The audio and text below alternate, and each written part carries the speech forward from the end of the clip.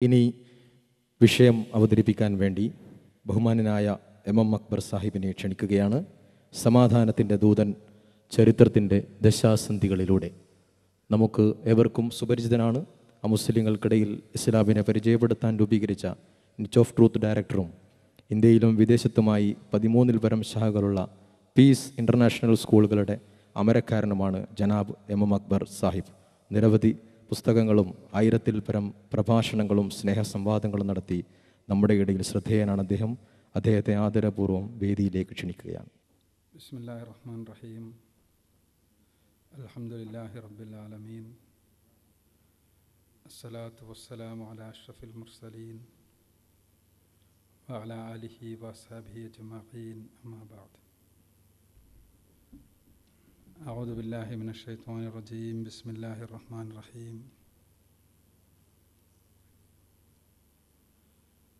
വമാ അർസൽനാക ഇല്ലാ റഹ്മത്തൽ ലിൽ ആലമീൻ. ബഹുമാന്യരായ വിശിഷ്ട വ്യക്തികളെ, പ്രിയപ്പെട്ട സഹോദരി സഹോദരന്മാരെ,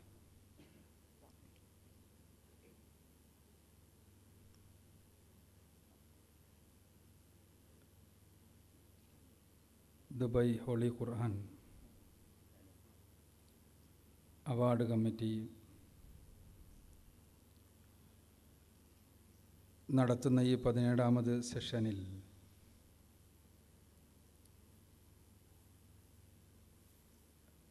പ്രവാചകൻ സല്ലല്ലാഹു അലൈഹി വസല്ലമയെ സമഗ്രമായി പരിചയപ്പെടുത്തുക എന്ന അസ്സലാമു അലൈക അയ്യുഹൻ നബിയു എന്ന ഒരു തലക്കെട്ടാണ് ഇത്തവണത്തെ സെഷനുകളുടെ എല്ലാം പൊതുവായ തലക്കെട്ടായി തിരഞ്ഞെടുത്തിട്ടുള്ളത്. അതിന് കീഴിലാണ് സമാധാനത്തിൻ്റെ ദൂതൻ ചരിത്രത്തിൻ്റെ ദശാസന്ധികളിലൂടെ എന്ന വിഷയം നമ്മൾ ചർച്ച ചെയ്യുന്നത്. ലോകത്ത് സമാധാനത്തിൻ്റെ ദർശനത്തെക്കുറിച്ചോ അഹിംസാ സിദ്ധാന്തത്തെക്കുറിച്ചോ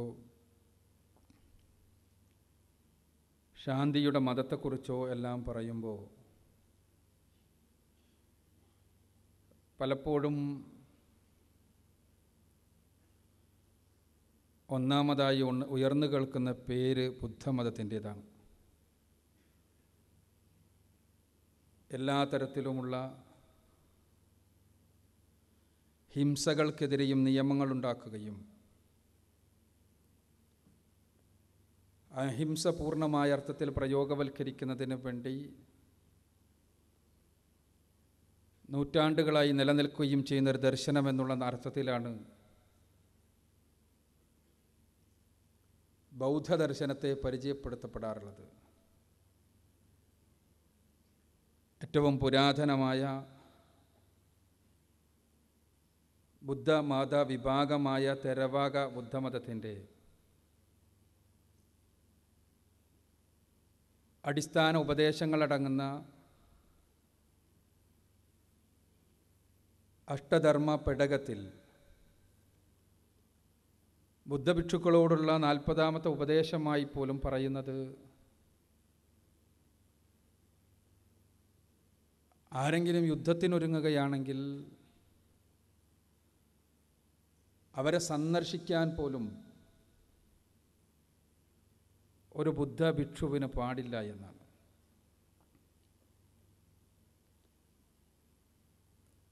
അഹിംസയ്ക്ക് വേണ്ടി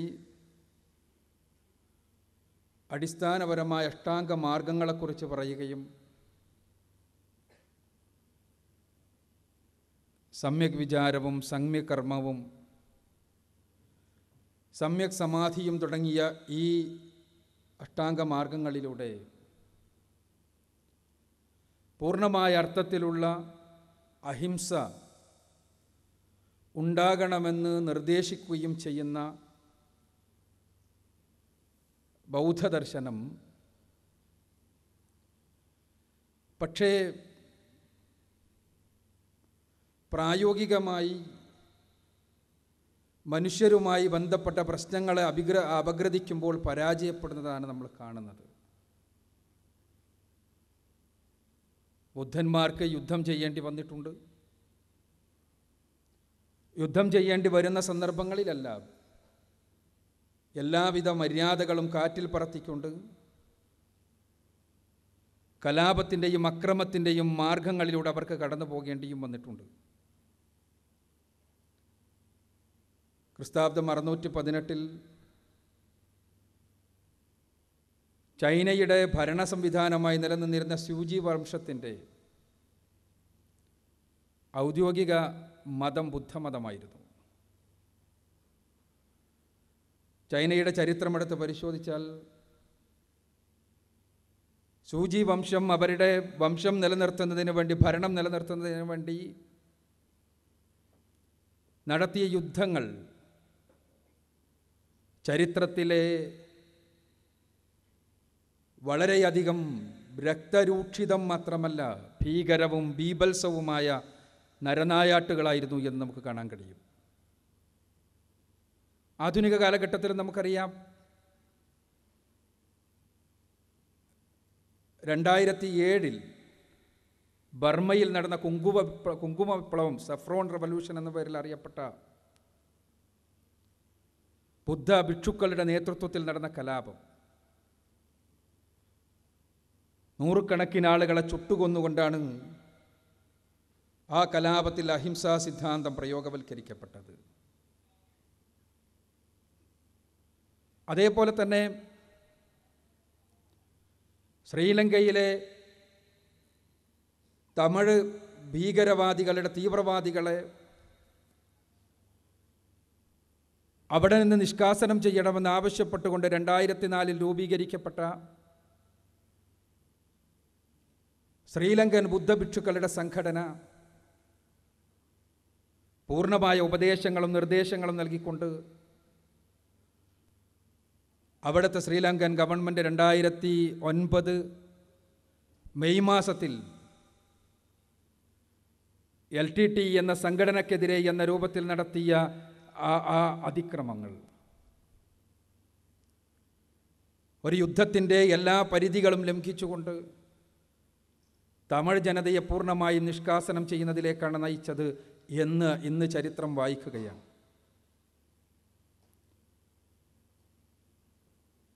വേലുപ്പിള്ള പ്രഭാകരൻ്റെ മകൻ 12കാരനായ ബാലചന്ദ്രന് ചോക്ലേറ്റ് നൽകി അത് രുചിച്ചുകൊണ്ടിരിക്കുന്നതിനിടയിലാണ് അതിക്രൂരമായ സിംഹള പടയാളികൾ ആ കുഞ്ഞിന് നേരെ നിറയൊഴിച്ചത്. ഇവിടെയൊന്നും തന്നെ ഏതെങ്കിലും ഒരു നിയമം അവരെ തടയാനുണ്ടായിരുന്നില്ല. രണ്ടാം ലോക മഹായുദ്ധത്തിൻ്റെ സന്ദർഭത്തിൽ സഖ്യകക്ഷികളോടൊപ്പം നിലനിന്നിരുന്ന ആളുകളും അതോടൊപ്പം തന്നെ ഹിറ്റ്ലറോടൊപ്പം നിലനിന്നിരുന്ന ആളുകളുമെല്ലാം യുദ്ധത്തിൽ പങ്കെടുത്തപ്പോൾ ഹിറ്റ്ലറോടൊപ്പം നിൽക്കുകയാണ് ബുദ്ധമതത്തിൻ്റെ പേരിൽ നിലനിന്നിരുന്ന ജപ്പാൻ ചെയ്തത്. ജപ്പാനിലെ ബുദ്ധഭിക്ഷുക്കൾ ജപ്പാൻ ഗവൺമെൻറ്റിനെ അനുകൂലിക്കുകയായിരുന്നു. ലോകത്തിൻ്റെ വ്യത്യസ്തങ്ങളായ ഭാഗങ്ങളിൽ രണ്ടാം ലോക മഹായുദ്ധത്തോടനുബന്ധിച്ച് ബുദ്ധമത വിശ്വാസികളായ ജപ്പാൻകാർ നടത്തിയ അതിക്രൂരമായ നരനായാട്ടുകളെക്കുറിച്ച് ഇന്ന് ചരിത്രത്തിനറിയാം. എന്തിനധികം നമ്മുടെ ഇന്ത്യ രാജ്യത്തിലെ ബംഗാൾ ഉൾക്കടലിലുള്ള അന്തമാൻ ദ്വീപ് സമൂഹങ്ങളിൽ ജീവിക്കുന്ന ആളുകളോട് 942-നും 45-നും ഇടയിലുള്ള കാലഘട്ടത്തെക്കുറിച്ച് ചോദിച്ചാൽ അവർ ഭീതിയോടുകൂടി മാത്രമേ അതിനെക്കുറിച്ച് പറയൂ. പഴയ ആളുകൾ ജപ്പാൻകാരുടെ കാലമായിരുന്നു അത്. പച്ച മനുഷ്യരെ കൊന്നു തിന്നുകയും അവരെ യാതൊരു മര്യാദയുമില്ലാതെ കൊന്നൊടുക്കുവാൻ ഒരു പ്രയാസവും അനുഭവപ്പെടാത്ത രൂപത്തിൽ ബ്രിട്ടീഷുകാരെക്കാളും ക്രൂരമായി അവിടെയുള്ള ആളുകളെ പ്രയാസപ്പെടുത്തിയ ബുദ്ധമത വിശ്വാസികളായിരുന്ന ജപ്പാൻകാർ. അതിനെക്കുറിച്ച് എഴുതപ്പെട്ട ഗ്രന്ഥങ്ങൾ വായിച്ചാൽ നമ്മൾ അത്ഭുതപ്പെട്ടു പോകും. സൗദാഗർ അലി എന്ന് പറയുന്ന മനുഷ്യൻ ജപ്പാൻകാരുടെ കൊല്ലാൻ വേണ്ടി കൊണ്ടുപോയ കപ്പലിൽ നിന്ന് രക്ഷപ്പെട്ട മനുഷ്യൻ താനും ശവശരീരത്തെ തിന്നതിനെക്കുറിച്ച് പറയുന്നത് കേട്ടാൽ നമുക്ക് അങ്ങനെയും ഒരു സംസ്കാരമോ എന്ന് തോന്നിപ്പോകും. ഞാനിതിവിടെ സമാധാനത്തിൻ്റെ ദൂതൻ ചരിത്രത്തിൻ്റെ ദശാസന്ധികളിലൂടെ എന്ന വിഷയം അവതരിപ്പിക്കുമ്പോൾ ആമുഖമായി എടുത്തു പറഞ്ഞതിന് കാരണമുണ്ട്. യുദ്ധം ചരിത്രത്തിൻ്റെ അനിവാര്യതയാണ്. പലപ്പോഴും സ്വാഭാവികമായി ഉണ്ടായി വരുന്ന യുദ്ധങ്ങൾക്കെതിരെ നമുക്ക് സംസാരിക്കാം. അഹിംസാ സിദ്ധാന്തങ്ങൾ നമുക്ക് ഉറക്കെ പറയാം. പക്ഷേ അത്തരം സിദ്ധാന്തങ്ങൾ വെറുതെ പറയാൻ വേണ്ടി മാത്രമുള്ളതായിട്ടാണ് ചരിത്രത്തിൽ അവശേഷിച്ചിട്ടുള്ളത്. മറിച്ച് അത്തരം സിദ്ധാന്തങ്ങൾ പറഞ്ഞ ആളുകൾ പോലും യുദ്ധവുമായി നേർക്ക് നേരെ കണ്ടുമുട്ടേണ്ടി വരുമ്പോൾ അവർക്ക് യുദ്ധ നിയമങ്ങളൊന്നുമില്ലാത്തത് കൊണ്ട് തന്നെ, എങ്ങനെ യുദ്ധത്തിൽ പെരുമാറണമെന്ന് അറിയാത്തത് കൊണ്ട് തന്നെ ശത്രുവിനെതിരെ ഏത് കുടിലമായ മാർഗങ്ങളും സ്വീകരിക്കുക എന്നതായിത്തീർന്നിട്ടുണ്ട് എന്നതിനുള്ള ചരിത്രം ഇന്ന് നിലനിൽക്കുന്ന ഏറ്റവും വലിയ അഹിംസാ സിദ്ധാന്തത്തിൻ്റെ വക്താക്കൾ എന്ന് പറയുന്ന ബുദ്ധന്മാരുടെ ചരിത്രത്തിൽ തന്നെ കാണാൻ കഴിയും എന്ന് സൂചിപ്പിക്കുന്നതിന് വേണ്ടിയാണ് ഇക്കാര്യം പറഞ്ഞത്. ഇസ്ലാമിനെ സംബന്ധിച്ചിടത്തോളം സമാധാനത്തോടുള്ള അതിൻ്റെ ചായ്വും ദർശനവും അതൊരു സിദ്ധാന്തമായി ഉരുത്തിരിഞ്ഞു വന്നതല്ല. മറിച്ച് ഇസ്ലാമിക ദർശനത്തിൻ്റെ ഈ അടിത്തറ തന്നെ സമാധാനത്തിൽ അധിഷ്ഠിതമാണ്. ഇസ്ലാം എന്ന ശബ്ദത്തിനർത്ഥം സമർപ്പണമെന്നാണ് എന്ന് നമുക്കറിയാം. സിൽമ് എന്ന ധാതുവിൽ നിന്നാണ് ഇസ്ലാം നിഷ്പന്നമായിട്ടുള്ളത്. സിൽമ് എന്നാൽ ശാന്തി എന്നാണ് അർത്ഥം. ഈ പ്രപഞ്ചത്തിലെ ശാന്തി എടുത്തു കാണിച്ചുകൊണ്ട്, ഈ പ്രപഞ്ചത്തിലെ ചെറുതും വലുതുമായ പ്രതിഭാസങ്ങളെല്ലാം നിലനിൽക്കുന്ന അതിസുന്ദരമായ സംവിധാനങ്ങൾ എടുത്തു കാണിച്ചുകൊണ്ട്, ആ സംവിധാനങ്ങളുടെ എല്ലാം പിന്നിൽ ഇസ്ലാമാണ് എന്നും മനുഷ്യർ മുഴുവനും ആ ഇസ്ലാമിൻ്റെ വക്താക്കളാവുകയാണ് വേണ്ടത് എന്നും പരിശുദ്ധ ഖുർആൻ സൂചിപ്പിക്കുന്നുണ്ട്. അഫഗൈറ ദീനില്ലാഹി യബ്ഊന വലഹു അസ്ലമ മൻ ഫിസ് സമാവാതി വൽ അർദ് തൗഅം വകർഹം വഇലൈഹി യുർജഊൻ. അവർ ദൈവിക മതമല്ലാത്ത മറ്റു വല്ലതിനെയുമാണ് ആഗ്രഹിക്കുന്നത് എങ്കിൽ ആകാശഭൂമികളിലുള്ളതെല്ലാം നിർബന്ധിതമായോ സ്വമനസ്സാലയോ മുസ്ലിങ്ങളായിരിക്കുന്നു. അവയെല്ലാം അള്ളാഹുവിന് പടച്ചവന് കീഴൊതുങ്ങിയിരിക്കുന്നു. അവങ്കലേക്ക് തന്നെയാണ് അവയുടെ എല്ലാം അടക്കം. അതുകൊണ്ട് എല്ലാ ഈ പ്രാപഞ്ചിക പ്രതിഭാസങ്ങളുടെയും അടിസ്ഥാനപരമായ നിലനിൽപ്പിന് കാരണം പടച്ച തമ്പുരാൻ്റെ നിയമങ്ങൾ അനുധാവനം ചെയ്തുകൊണ്ട് നിലനിൽക്കുന്നത് കൊണ്ടാണ് എന്നെടുത്ത് പറഞ്ഞുകൊണ്ട് മനുഷ്യർക്ക് സമാധാനം ലഭിക്കണമെങ്കിൽ വൈയക്തികവും കുടുംബപരവും സാമൂഹികവും രാഷ്ട്രീയവും രാഷ്ട്രാന്തരീയവുമെല്ലാമായ സമാധാനങ്ങൾ ഉണ്ടാകണമെങ്കിൽ ദൈവികമായ നിയമനിർദ്ദേശങ്ങൾ അനുധാവനം ചെയ്യണമെന്ന് പഠിപ്പിക്കുകയാണ് പരിശുദ്ധ ഖുർആൻ ചെയ്യുന്നത്. പടച്ച തമ്പുരാൻ്റെ നിയമങ്ങൾ അതെങ്ങനെ അനുധാവനം ചെയ്യണമെന്ന് അവസാന നാൾ വരെയുള്ള മനുഷ്യർക്ക് പഠിപ്പിക്കാൻ വേണ്ടി കടന്നു വന്ന മഹാനായ വ്യക്തിത്വമാണ് മുഹമ്മദ് റസൂലുള്ളാഹി സ്വല്ലല്ലാഹു അലൈഹി വസല്ലം. അദ്ദേഹം കേവലം ഉപദേശങ്ങൾ ജനങ്ങളോട് പറഞ്ഞുകൊണ്ട് പിന്മാറിയ മനുഷ്യനായിരുന്നില്ല.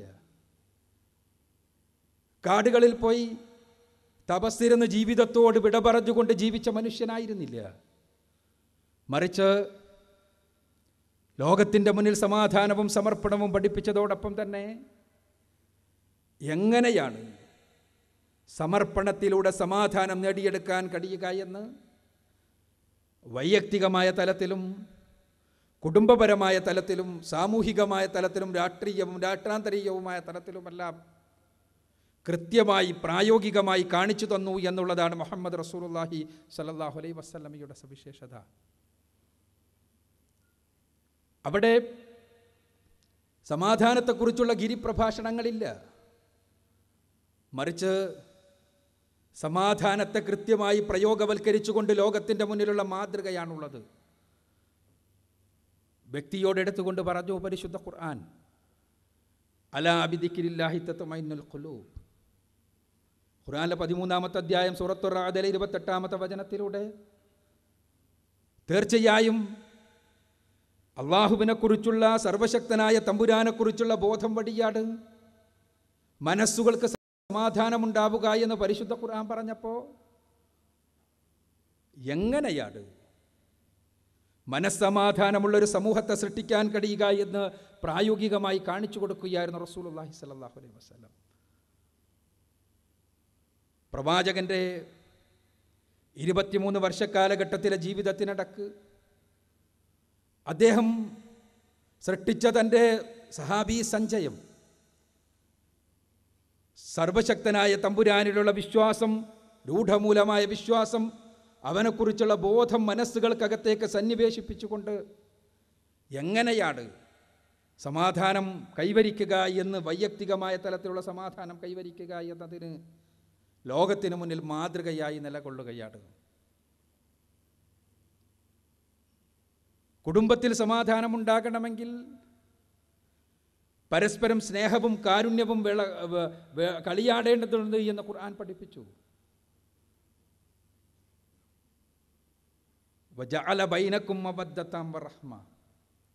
ഖുർആനിലെ 30-ാമത്തെ അധ്യായം സൂറത്തുർ റൂമിലെ 28-ാമത്തെ വചനത്തിൽ വമിൻ ആയാതിഹി അൻ ഖലഖലകും മിൻ അൻഫുസികും അസ്വാജൻ ലിതസ്കുനു ഇലൈഹാ എന്ന് പറഞ്ഞതിന് ശേഷം നിങ്ങൾക്ക് സമാധാനപൂർവ്വം ഒത്തുചേരേണ്ടതിനു വേണ്ടി നിങ്ങളിൽ നിന്ന് തന്നെ ഇണകളെ സൃഷ്ടിച്ചു തന്നത് അള്ളാഹുവിൻ്റെ വലിയ ദൃഷ്ടാന്തമാണ് എന്നെടുത്ത് പറഞ്ഞതിന് ശേഷം നിങ്ങൾക്കിടയിൽ കാരുണ്യവും സ്നേഹവും അവൻ കൃത്യമായി ഇട്ടു തന്നിരിക്കുന്നു എന്ന് വ്യക്തമായി സൂചിപ്പിച്ച പരിശുദ്ധ ഖുർആൻ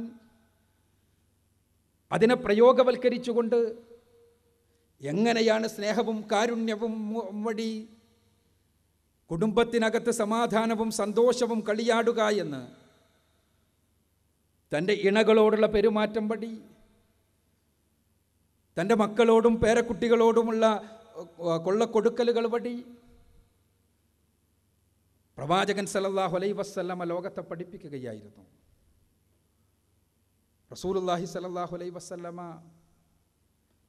സാമൂഹികമായ സമാധാനത്തിൻ്റെ അടിത്തറയെക്കുറിച്ച് പഠിപ്പിച്ചപ്പോൾ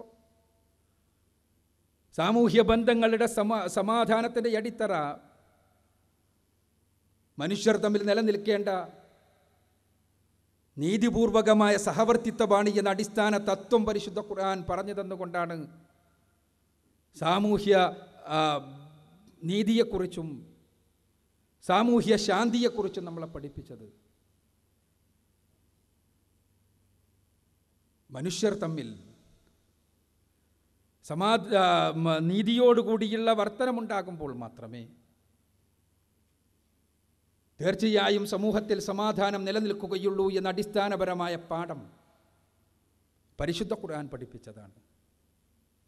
യാ അയ്യുഹല്ലദീന ആമനൂ കൂനൂ ഖവാമീന ബിൽ ഖിസ്ത് ശുഹദാഅൻ ലില്ലാഹ്. വിശ്വാസികളെ, നിങ്ങൾ അള്ളാഹുവിനു വേണ്ടി സാക്ഷി നിൽക്കുന്നവർ എന്നുള്ള നിലക്ക് നീതിക്ക് വേണ്ടി നിലനിൽക്കുന്നവരാകണമെന്ന് പരിശുദ്ധ ഖുർആനിലെ 4-ാമത്തെ അധ്യായം സൂറത്തു നിസാഇലെ 135-ാമത്തെ വചനത്തിൽ പറഞ്ഞപ്പോൾ ആ നീതി നിങ്ങൾക്കെതിരാണെങ്കിലും, നിങ്ങളുടെ കൂട്ടുകുടുംബാദികൾക്കെതിരാണെങ്കിലും, നിങ്ങളുടെ ഇഷ്ടപ്പെട്ടവർക്കെതിരാണെങ്കിലും, നിങ്ങളുടെ സ്വന്തക്കാർക്കെതിരാണെങ്കിലും നിങ്ങൾ നീതിക്ക് വേണ്ടി തന്നെ നിലനിൽക്കണമെന്ന് പഠിപ്പിച്ചപ്പോൾ ആ നീതി എങ്ങനെയാണ് നിലനിർത്തുക എന്ന് ലോകത്തിന് കാണിച്ചു കൊടുത്തുകൊണ്ട് നീതിനിഷ്ഠമായൊരു സാമൂഹ്യ സംവിധാനം വഴി സമൂഹത്തിൽ എങ്ങനെ സമാധാനം നിലനിർത്തണമെന്ന് പഠിപ്പിക്കുകയാണ് റസൂലുള്ളാഹി സ്വല്ലല്ലാഹു അലൈഹി വസല്ലം ചെയ്തത്. ചരിത്രത്തിൻ്റെ പൂർണ്ണമായ വെളിച്ചത്തിലും തെളിച്ചത്തിലും ആ നീതിനിഷ്ഠമായ സമ്പ്രദായത്തെ നമുക്ക് കാണാൻ സാധിക്കും.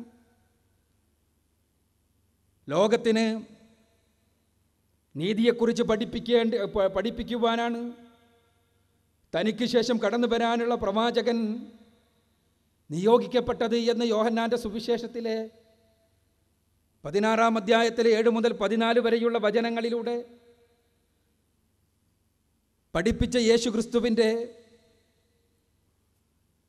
പ്രവചനത്തെ അന്വർത്ഥമാക്കിക്കൊണ്ട് പൂർത്തീകരിച്ചുകൊണ്ട് റസൂലുള്ളാഹി സ്വല്ലല്ലാഹു അലൈഹി വസല്ലമ ലോകത്തിന് മുഴുവനും നീതി എന്താണ് എന്ന് പഠിപ്പിക്കുകയാണ് ചെയ്തത്. അതുകൊണ്ടാണല്ലോ നമ്മുടെ രാഷ്ട്രപിതാവായ ഗാന്ധിജി സ്വാതന്ത്ര്യാനന്തരം ഇന്ത്യ രാജ്യത്തിൻ്റെ ഭാവി എന്ത് എന്നുള്ള ചർച്ചയിൽ എടുത്തു പറഞ്ഞത്,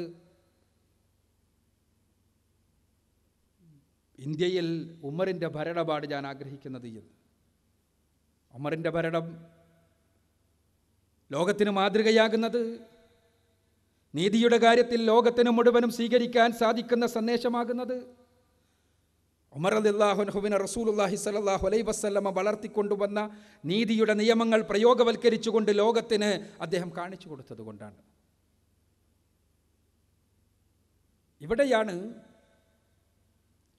നീതി നിലനിൽക്കണമെങ്കിൽ കൃത്യമായി നിഷ്കൃഷ്ടമായ നിയമങ്ങൾ അനിവാര്യമാണ് എന്നുള്ള വസ്തുത നമുക്ക് ബോധ്യപ്പെടുക. നീതി എന്നത് കേവലം പ്രഭാഷണത്തിലൂടെ മാത്രം ഉണ്ടാക്കിയെടുക്കാൻ കഴിയുന്ന കാര്യമല്ല. നീതി എന്നത് കേവലം ഉപദേശത്തിലൂടെ മാത്രം ഉണ്ടാക്കിയെടുക്കാൻ കഴിയുന്ന കാര്യമല്ല. സമൂഹത്തിൽ സ്വാഭാവികമായും നിയമങ്ങൾ അനുധാവനം ചെയ്യാത്ത, നിയമങ്ങളെ ലംഘിക്കുന്ന ആളുകളുണ്ടാകും. ആ നിയമലംഘകന്മാരെ കൃത്യമായ വരുതിയിൽ നിർത്താതെ ഒരിക്കലും നീതിയിൽ അധിഷ്ഠിതമായൊരു സാമൂഹ്യ സംവിധാനം സാധ്യമാവുകയില്ല. റസൂലുള്ളാഹി സ്വല്ലല്ലാഹു അലൈഹി വസല്ലമയുടെ ജീവിതത്തെ പ്രതിക്കൂട്ടിൽ നിർത്തിക്കൊണ്ട് റസൂലുള്ളാഹി സ്വല്ലല്ലാഹു അലൈഹി വസല്ലമയെ കല്ലെറിയുന്ന ആളുകളുണ്ട്. ചരിത്രത്തിൻ്റെ പൂർണ്ണമായ വെളിച്ചത്തിൽ ജീവിച്ച റസൂലുള്ളാഹി സ്വല്ലല്ലാഹു അലൈഹി വസല്ലമ യുദ്ധത്തിന് നേതൃത്വം കൊടുത്തത്, യുദ്ധക്കുറ്റവാളികളെ വധിച്ചത്, യുദ്ധത്തിൽ വഞ്ചന കാണിച്ച ആളുകൾക്കെതിരെ ശക്തമായ നികൃഷ്ടമായ നടപടികളെടുത്തത്, അതെല്ലാം എടുത്തു പറഞ്ഞുകൊണ്ട് പ്രവാചകൻ സല്ലല്ലാഹു അലൈഹി വസല്ലമയുടെ ജീവിതത്തെ പ്രതിക്കൂട്ടിൽ നിർത്തി അസമാധാനത്തിൻ്റെയും അക്രമത്തിൻ്റെയും ക്രൂരതയുടെയും എല്ലാം വക്താവായി പ്രവാചകൻ സല്ലല്ലാഹു അലൈഹി വസല്ലമയെ അവതരിപ്പിക്കുന്നവരുണ്ട്. പക്ഷേ നമ്മളറിയേണ്ടത് റസൂലുള്ളാഹി സല്ലല്ലാഹു അലൈഹി വസല്ലം ചരിത്രത്തിൻ്റെ പൂർണ്ണമായ വെളിച്ചത്തിൽ നീതി നിർവഹണം എങ്ങനെ സാധിക്കണമെന്ന് ലോകത്തിന് പഠിപ്പിച്ചു കൊടുത്തപ്പോൾ അനീതിയുടെ വക്താക്കളെ, സമൂഹത്തിലെ പുഴുക്കുത്തുകളെ എങ്ങനെ കൈകാര്യം ചെയ്യണമെന്നും ലോകത്തിൻ്റെ മുന്നിൽ പറഞ്ഞുകൊടുത്തതാണ് പ്രത്യേകമായി സന്ദർഭങ്ങളിൽ നിന്ന് അടർത്തിയെടുത്തുകൊണ്ട് വിചാരണയ്ക്ക് വിധേയമാക്കുന്നത് എന്നുള്ള വസ്തുതയാണ്. ഇവിടെ പലപ്പോഴും പ്രവാചകൻ സല്ലല്ലാഹു അലൈഹി വസല്ലമക്കെതിരെ ആധുനിക കാലഘട്ടത്തിൽ ഉയർന്നു വരുന്ന വിമർശനങ്ങളുടെ, നാടകങ്ങളുടെ മുഴുവനും ആ അടിത്തറ സ്ഥിതി ചെയ്യുന്നത് ഈ ഒരു പ്രവാചക വ്യക്തിത്വത്തിൻ്റെ അടിസ്ഥാനത്തിലാണ്. നമുക്കറിയാം, കാർട്ടൂണുകളിലൂടെ റസൂലുള്ളാഹി സ്വല്ലല്ലാഹു അലൈഹി വസല്ലമ നിരന്തരമായി നിന്ദിക്കപ്പെടുന്നു. കഥകളിലൂടെ, നോവലുകളിലൂടെ റസൂലുള്ളാഹി സ്വല്ലല്ലാഹു അലൈഹി വസല്ലമ നിരന്തരമായി അപഹംസിക്കപ്പെടുന്നു. വളരെ വൃത്തികെട്ട പ്രമേയങ്ങളുമായി സിനിമകൾ പുറത്തിറങ്ങുന്നു റസൂലുള്ളാഹി സ്വല്ലല്ലാഹു അലൈഹി വസല്ലമയെ നിന്ദിക്കാൻ വേണ്ടി മാത്രം.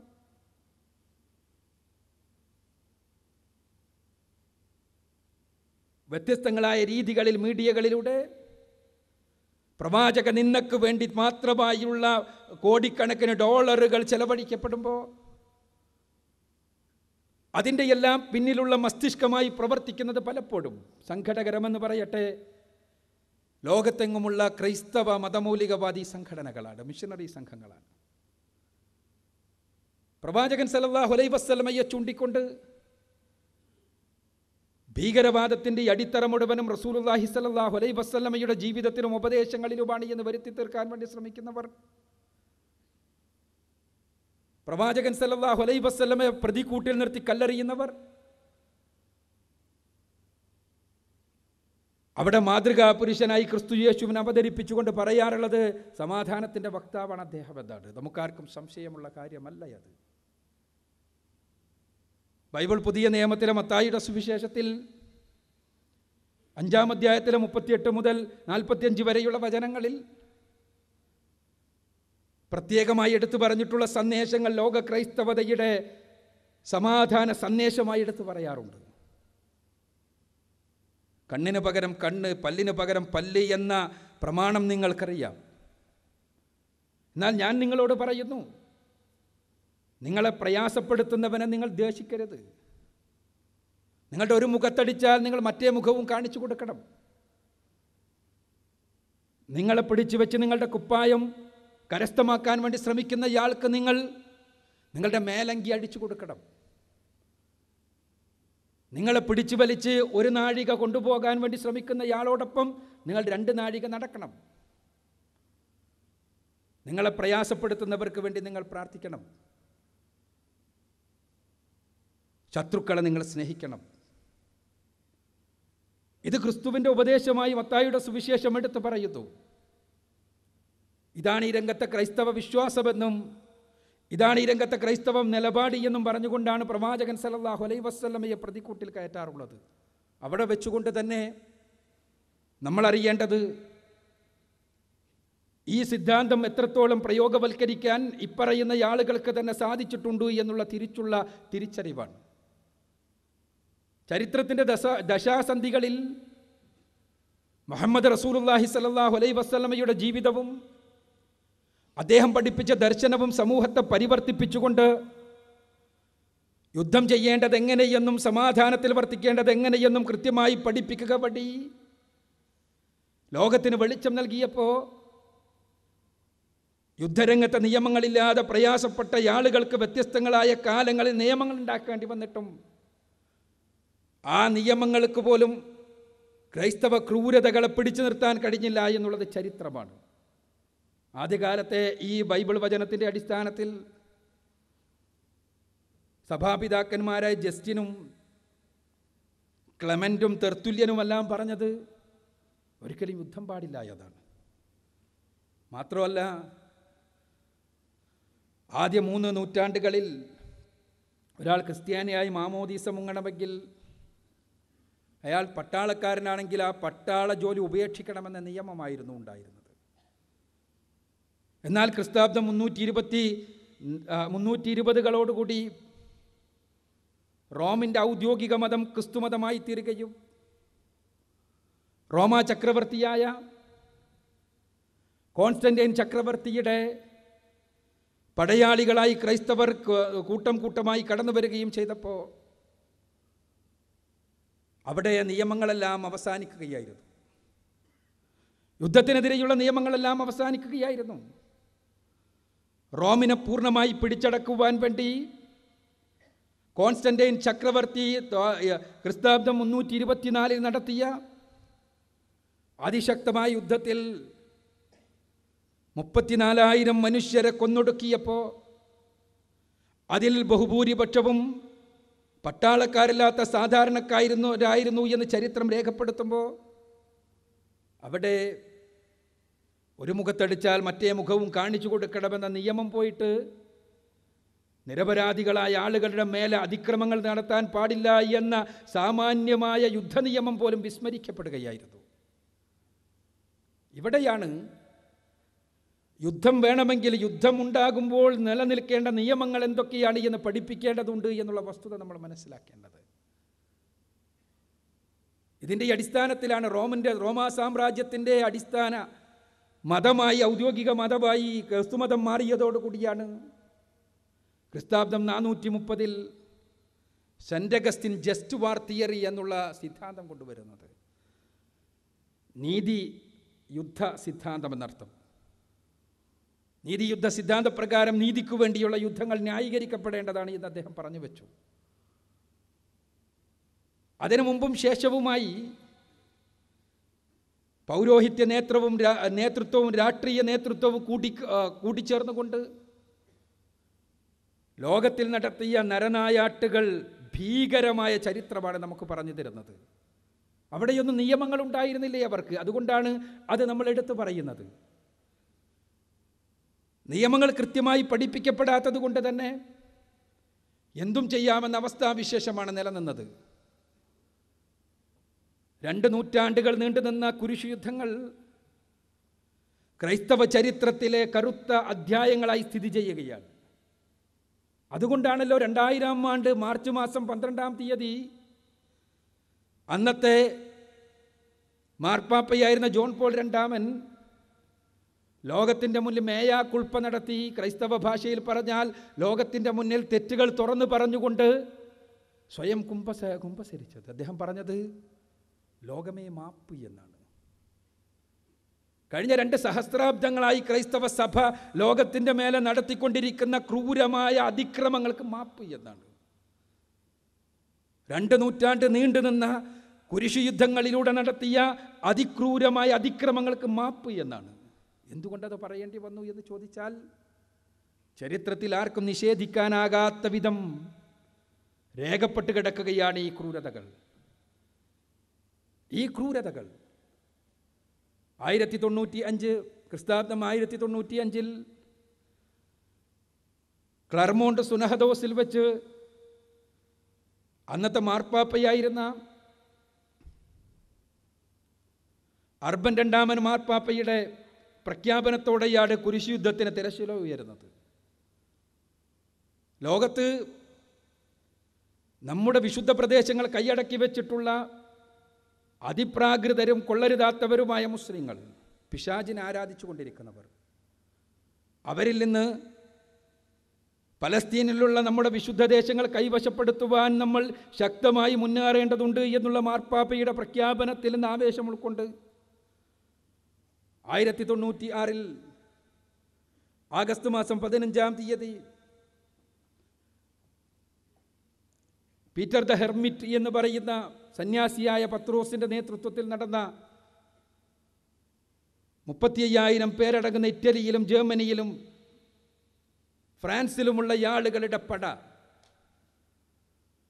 അത് പലസ്തീനിലേക്ക് നടന്നെടുത്തപ്പോൾ വഴിയിൽ നടത്തിയ അതിക്രമങ്ങളെക്കുറിച്ച് ചരിത്രം രേഖപ്പെടുത്തുന്നുണ്ട്. ഫലസ്തീനിലെത്തിയപ്പോൾ അവിടെ ബൈത്തുൽ മുഖദ്ദസ്, അവിടെ പലസ്തീൻ നാട് മുസ്ലിങ്ങളുടെ കയ്യിലായിരുന്നു. അത് പിടിച്ചടക്കാൻ വേണ്ടി മുസ്ലിങ്ങളെയും അവിടെയുള്ള ജൂതന്മാരെയും കൂട്ടക്കൊല ചെയ്തതിൻ്റെ ചരിത്രം എടുത്തു പറയുമ്പോൾ കുരിശ് യോദ്ധാക്കളുടെ ചരിത്രകാരന്മാർ തമ്മിലുള്ള അഭിപ്രായ വ്യത്യാസമുള്ള വിഷയം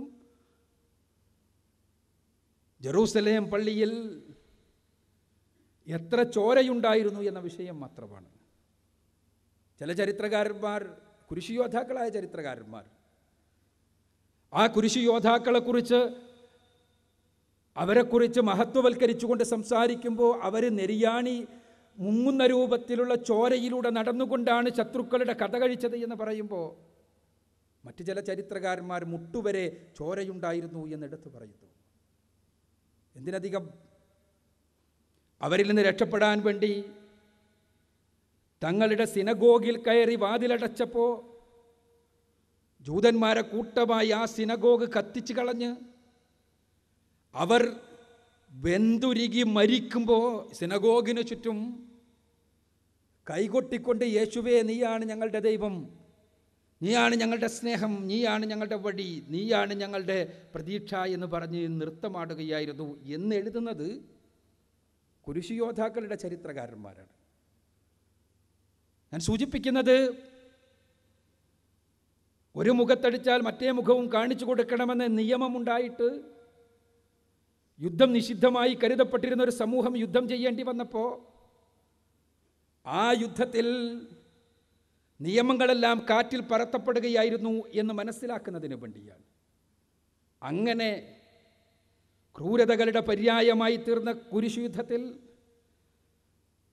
യൂറോപ്പ് മധ്യപൗരസ്ത്യ ദേശത്തിൻ്റെ മേലെ അടിച്ചേൽപ്പിച്ച കുരിശ് യുദ്ധത്തിൽ എല്ലാ അർത്ഥത്തിലും മൃഗീയമായ നരനായാട്ട് നടന്നുകൊണ്ട് മുന്നോട്ട് പോയ കുരിശ് യുദ്ധത്തിൽ പക്ഷേ നമ്മൾ കുരിശ് യോദ്ധാക്കളുടെ ചരിത്രകാരന്മാർക്കിടയിൽ നിന്ന് തന്നെ മാറി നിന്ന് ഉയർന്നു കേൾക്കുന്ന ഒരു സ്വരമുണ്ട്. അത് സലാഹുദ്ദീൻ അയ്യൂബിയെക്കുറിച്ചുള്ള സംസാരങ്ങളാണ്. സലാഹുദ്ദീൻ അയ്യൂബിയെക്കുറിച്ചുള്ള സംസാരങ്ങൾ 1099 ജൂലൈ മാസം 15-ാം തീയതി കുരിശ് യോദ്ധാക്കൾക്ക് കീഴ്പ്പെട്ട ജെറൂസലേം, അവിടെ അതിനു മുമ്പുണ്ടായിരുന്ന ജനസംഖ്യ 70,000 ആയിരുന്നുവെങ്കിൽ അന്നത്തെ കുരിശുദ്ധം കഴിഞ്ഞപ്പോൾ ജനസംഖ്യ 30,000 തീർന്നു എന്നാണ്. ജനസംഖ്യയുടെ 2/3 ഭാഗവും കുരിശ് യോദ്ധാക്കളാൽ ക്രൂരമായി കശാപ്പ് ചെയ്യപ്പെട്ടു. ജൂതന്മാരായിരുന്നു അവിടെ നല്ലൊരു ശതമാനം, മുസ്ലിങ്ങളും ഉണ്ടായിരുന്നു. അവശേഷിച്ച ജൂതന്മാരിൽ ഒരുപാട് ആളുകൾ നാട് വിട്ടുപോയി. നീണ്ട 2 നൂറ്റാണ്ട് കാലം ജെറൂസലേം നഗരം ഇവരുടെ കൈകളിലായിരുന്നു. അതിനുശേഷം 1187 ജൂലൈ മാസം 15-ാം തീയതി ഹിത്തീൻ യുദ്ധത്തിലൂടെ സലാഹുദ്ദീൻ അയ്യൂബി ഈ ജെറൂസലേം നഗരം വീണ്ടും തിരിച്ചു പിടിച്ച സന്ദർഭത്തിൽ അവിടുത്തെ അന്നത്തെ ഭരണാധികാരിയായിരുന്ന ക്രൈസ്തവ ഭരണാധികാരിയായ ഗേ രാജാവിനെയും പരിവാരങ്ങളെയും ബന്ദികളായി പിടിക്കപ്പെട്ടു. സലാഹുദ്ദീൻ്റെ കൊട്ടാരത്തിലേക്ക് നിയമപീഠത്തിൻ്റെ മുന്നിലേക്ക് ഈ ബന്ദികൾ ഹാജരാക്കപ്പെട്ടു. പൈതം മക്കളെ വരെ, ചെറിയ കുട്ടികളെ വരെ കൊന്നൊടുക്കിക്കൊണ്ട്, സ്ത്രീകൾക്ക് നേരെ അതിക്രമങ്ങൾ നടത്തിക്കൊണ്ട്, ചരിത്രത്തിൽ തുല്യതയില്ലാത്ത ക്രൂരതകൾ സംഭാവന ചെയ്തുകൊണ്ട് നടത്തിയ കുരിശ് യുദ്ധത്തിൻ്റെ പിന്മുറക്കാർ അവരാണ് ഇസ്ലാമിക സമൂഹത്തിൻ്റെ നേതൃത്വത്തിൻ്റെ മുന്നിൽ നിൽക്കുന്നത്. ഖേരാജാവും കൂട്ടരും. സലാഹുദ്ദീൻ അയ്യൂബി അവരോട് പ്രതികാരമല്ല ചെയ്തത്. അവരോട് യുദ്ധക്കുറ്റവാളികൾ, വഞ്ചകരായ യുദ്ധക്കുറ്റവാളികൾ കൊടിച്ച് ബാക്കി എല്ലാവർക്കും അദ്ദേഹം അവരെ കൊല്ലാതെ വെറുതെ വിട്ടയക്കുകയാണ് ചെയ്തത്. അവർക്ക് അഭയം നൽകുകയാണ് ചെയ്തത്. കുറ്റം ചെയ്തതിനനുസരിച്ച് ശിക്ഷ വിധിക്കുകയും ആ ശിക്ഷകൾ കഴിഞ്ഞതിന് ശേഷം അവർക്ക് സ്വാതന്ത്ര്യം നൽകുകയും ചെയ്യുക മാത്രമല്ല,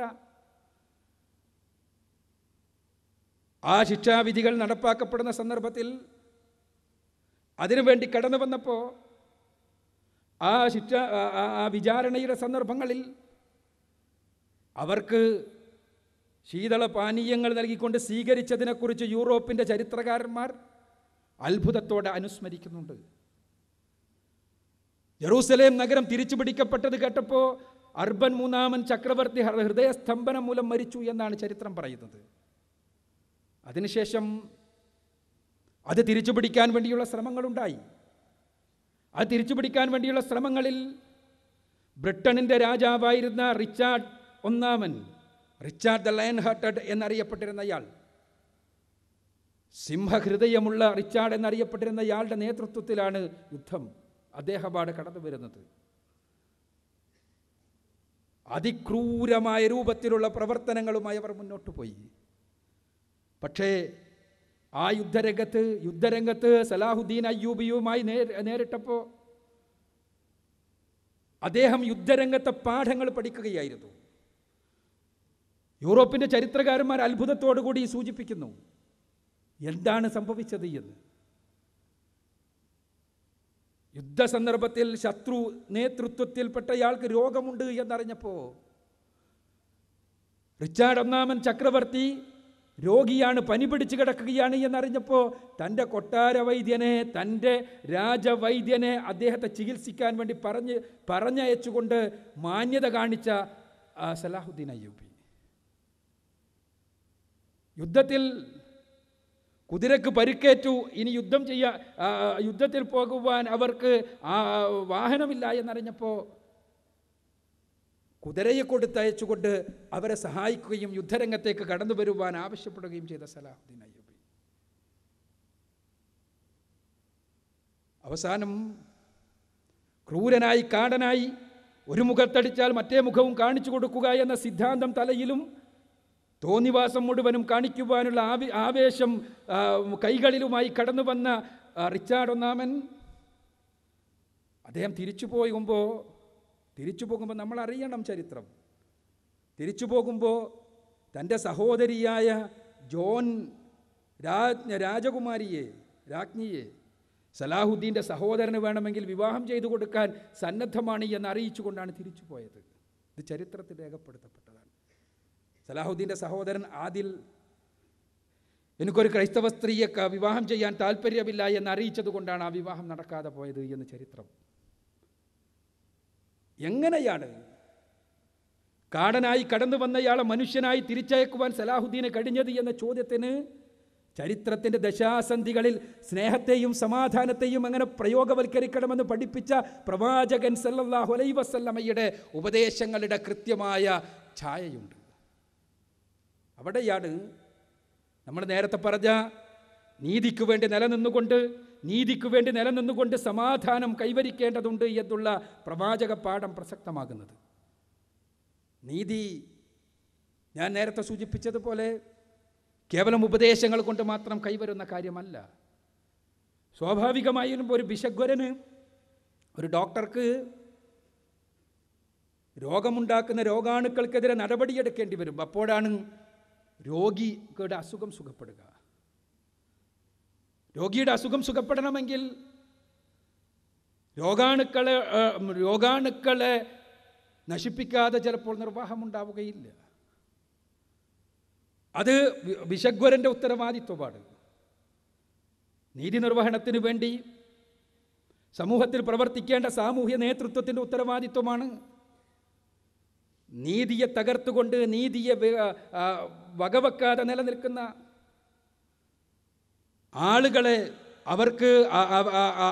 അവർക്കാവശ്യമായ കൃത്യമായ നിയമങ്ങൾ നടപ്പാക്കുക എന്നത്. അതല്ല എങ്കിൽ നീതിയുണ്ടാവുകയില്ല. നീതിയില്ലെങ്കിലോ സമാധാനമുണ്ടാവുകയില്ല, ശാന്തി ഉണ്ടാവുകയില്ല. നീതി എന്നത് കൃത്യമായി നടപ്പാക്കപ്പെടുമ്പോൾ അവിടെ ശാന്തിയും സമാധാനവും ഉണ്ടാകുമെന്ന് ഇസ്ലാമിക സമൂഹത്തിൽ നിലനിൽക്കുന്ന ശാന്തിയും സമാധാനവും നമ്മളെ പഠിപ്പിച്ചിട്ടുള്ളതാണ്, സമൂഹത്തെ പഠിപ്പിച്ചിട്ടുള്ളതാണ്, ലോകത്തെ പഠിപ്പിച്ചിട്ടുള്ളതാണ്.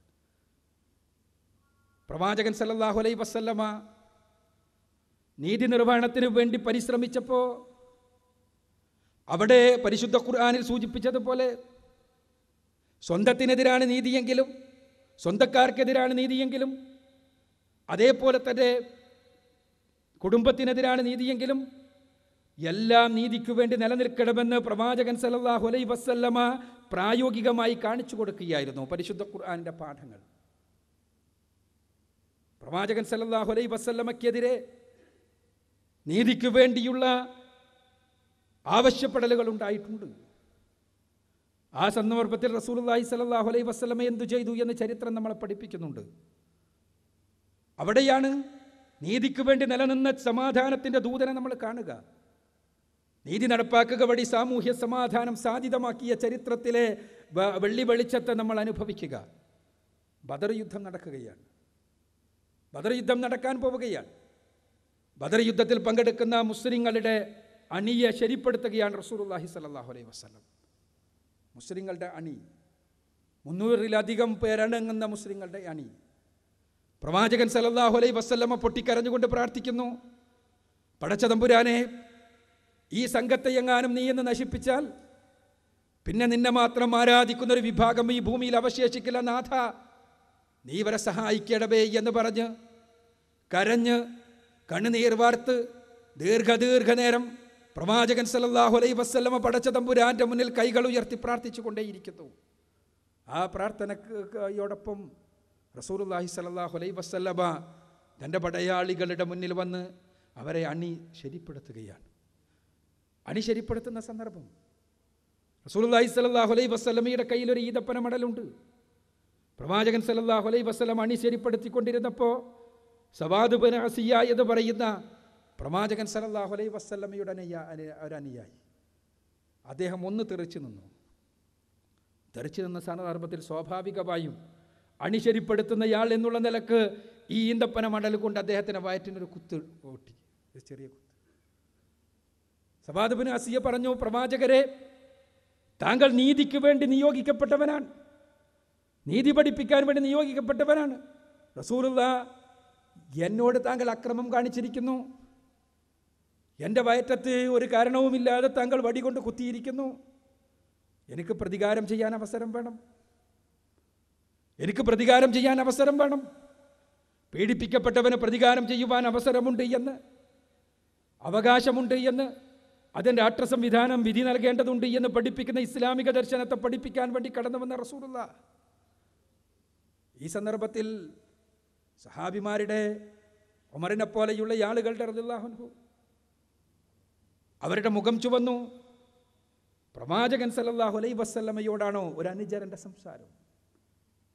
റസൂലുള്ളാഹി സ്വല്ലല്ലാഹു അലൈഹി വസല്ലമ ഉടനെ തന്നെ തൻ്റെ കയ്യിലുള്ള വടി അയാളുടെ കൈകളിലേക്ക് കൊടുത്തു, സവാദ് ബിൻ അസിയയുടെ കൈകളിലേക്ക്. താങ്കൾ പ്രതികാരം ചെയ്യുക. ഉടനെ തന്നെ അദ്ദേഹം പറഞ്ഞു, റസൂലേ, എൻ്റെ ശരീരത്തിൽ വസ്ത്രമൊന്നുമില്ല, ഞാൻ കുപ്പായമിട്ടിട്ടില്ല, എൻ്റെ നഗ്നമായ മേനിയിലാണ് പ്രവാചകരെ താങ്കൾ വടി കൊണ്ട് കുത്തിയത്. എനിക്കും റസൂലേ, താങ്കളുടെ നഗ്നമായ താങ്കളുടെ ശരീരത്തിലെ താങ്കളുടെ വയറ്റത്ത് തന്നെ എനിക്ക് കുത്തേണ്ടതുണ്ട്, വയറ് നഗ്നമാവണം.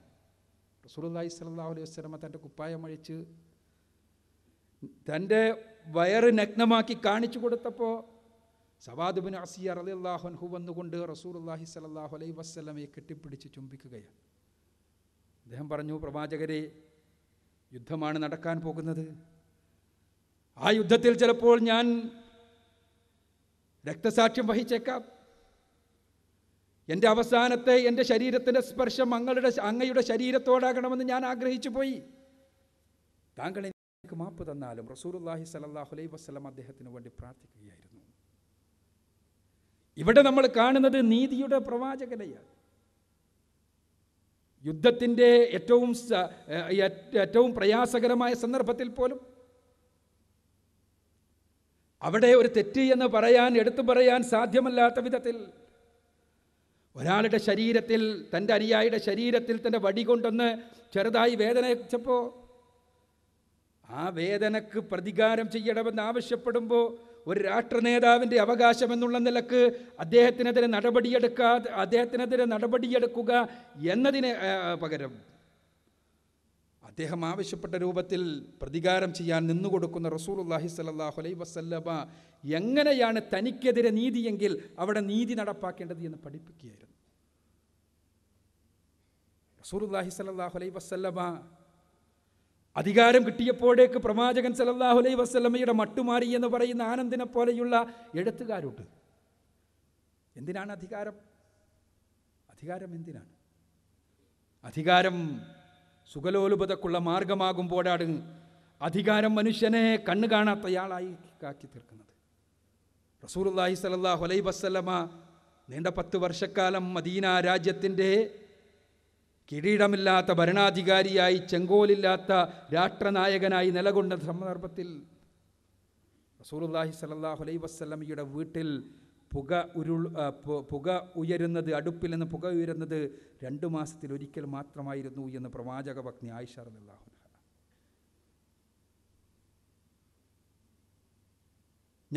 ഞങ്ങളുടെ വിശപ്പ് തീർത്തിരുന്നത് വെള്ളവും കാരക്കയും ഉപയോഗിച്ചുകൊണ്ടായിരുന്നു എന്ന് പ്രവാചക പത്നിമാർ. റസൂലുള്ളാഹി സ്വല്ലല്ലാഹു അലൈഹി വസല്ലമ ഉണർന്ന് കടന്നു വന്നപ്പോൾ ശരീരത്തിൽ പരുപരുക്കൻ ഈന്തപ്പന ഓല കൊണ്ടുള്ള ശരീരത്തിലുള്ള ആ ഈന്തപ്പനയോലയിൽ കിടന്നുറങ്ങിയത് കൊണ്ട് ശരീരത്തിലുള്ള ആ അടയാളം കണ്ടപ്പോൾ അടയാളം കൊണ്ടുകൊണ്ട് റസൂലുള്ളാഹി സ്വല്ലല്ലാഹു അലൈഹി വസല്ലമയുടെ ശിഷ്യനായ ഉമർ റളിയല്ലാഹു അൻഹുവിൻ്റെ കണ്ണിൽ നിന്ന് വെള്ളം വന്നുപോയി. ഞാൻ പറഞ്ഞു, പ്രവാചകരെ, കുഫറിൻ്റെ ആളുകൾ സീസറും കിസ്രയും കൈസറുമല്ല, അവരതാ ഈ ലോകത്ത് സുഖലോലുപതയിൽ.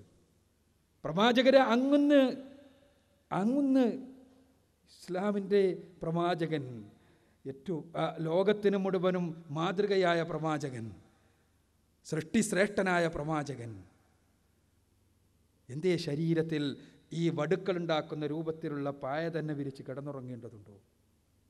റസൂലുള്ളാഹി സ്വല്ലല്ലാഹു അലൈഹി വസല്ലമയുടെ തിരിച്ചുള്ള ചോദ്യം, ഉമർ, അവർക്ക് ദുനിയാവും നമുക്ക് ആഖിറവും എന്ന കാര്യത്തിൽ താങ്കൾ സംതൃപ്തിയാകുന്നില്ലേ എന്ന്.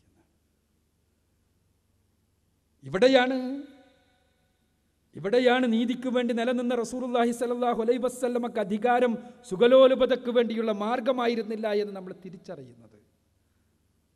മറിച്ച് നീതി നിർവഹണത്തിന് വേണ്ടിയുള്ള പാതയായിരുന്നു. അതുകൊണ്ടാണ് തൻ്റെ സ്വന്തം മകൾ ഫാത്തിമ റളിയല്ലാഹു അൻഹ, എൻ്റെ കരളിൻ്റെ കഷ്ടമെന്ന് റസൂലുള്ളാഹി സ്വല്ലല്ലാഹു അലൈഹി വസല്ലമ തന്നെ എടുത്തു പറഞ്ഞ ഫാത്തിമ റളിയല്ലാഹു അൻഹ, ഇസ്ലാമിക രാഷ്ട്രത്തിലൊരു യുദ്ധമുണ്ടായപ്പോൾ, ആ യുദ്ധത്തിൽ കുറേ യുദ്ധത്തടവുകാരുണ്ടായപ്പോൾ, ആ യുദ്ധത്തടവുകാരിൽ ഒരാളെ തനിക്കൊരു ഭൃത്യനായി നിയമിച്ചു തരണമെന്ന ഏറ്റവും ഒരു വളരെ സരളമായ ഒരു ആവശ്യവുമായിട്ടാണ് ഇസ്ലാമിക രാഷ്ട്രത്തിൻ്റെ നേതൃത്വം റസൂലുള്ളാഹി സ്വല്ലല്ലാഹു അലൈഹി വസല്ലമയുടെ അടുക്ക് അവരെത്തിയത്. പ്രവാചകരെ റസൂലുള്ളാഹി സ്വല്ലല്ലാഹു അലൈഹി വസല്ലമയോട് സ്വന്തം കരളിൻ്റെ കഷ്ടമായ ഫാത്തിമ ചോദിക്കുകയാണ്, പ്രവാചകരെ, ആട്ടുകല്ല് തിരിച്ച് എൻ്റെ കൈകളിൽ ഇതാ തഴമ്പ് വീണിരിക്കുന്നു, പൊട്ടിക്കഴിഞ്ഞിരിക്കുന്നു എൻ്റെ കൈകൾ. ഇപ്പോൾ യുദ്ധത്തടവുകാരെ കിട്ടിയിട്ടുണ്ടല്ലോ, ഒരു ഭൃത്യനെ, ഒരു വേലക്കാരനെ റസൂലെ എനിക്ക് നിശ്ചയിച്ചു തന്നുകൂടെ?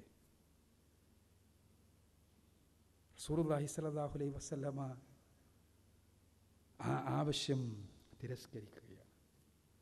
ഇസ്ലാമിക രാഷ്ട്രത്തിൻ്റെ നായകൻ്റെ മകൾ ആ ഇസ്ലാമിക രാഷ്ട്രത്തിലെ മുഴുവൻ വീടുകളിലും പാവപ്പെട്ട ആളുകൾ അവർ ആട്ടുകല്ല് തിരിക്കുകയും അവരുടെ കൈകളിൽ തഴമ്പ് വീടുകയും ചെയ്യുന്നുവെങ്കിൽ, രാഷ്ട്രനായകൻ്റെ മകൾക്ക് മാത്രം പ്രത്യേകമായി രാജ്യത്തിൻ്റെ പൊതുസ്വത്തായ യുദ്ധത്തടവുകാരെ അനുവദിച്ചു കൊടുക്കുവാൻ നിർവാഹമില്ല എന്ന് സ്വയം ഉൾക്കൊണ്ടുകൊണ്ട് റസൂലുള്ളാഹി സ്വല്ലല്ലാഹു അലൈഹി വസല്ലമ ഫാത്തിമയോട് തിരിച്ചു പറഞ്ഞത്, ഫാത്തിമ, അതിനേക്കാൾ ഉത്തമമായൊരു കാര്യം ഞാൻ നിനക്ക് പറഞ്ഞു തരട്ടെ എന്നാണ്.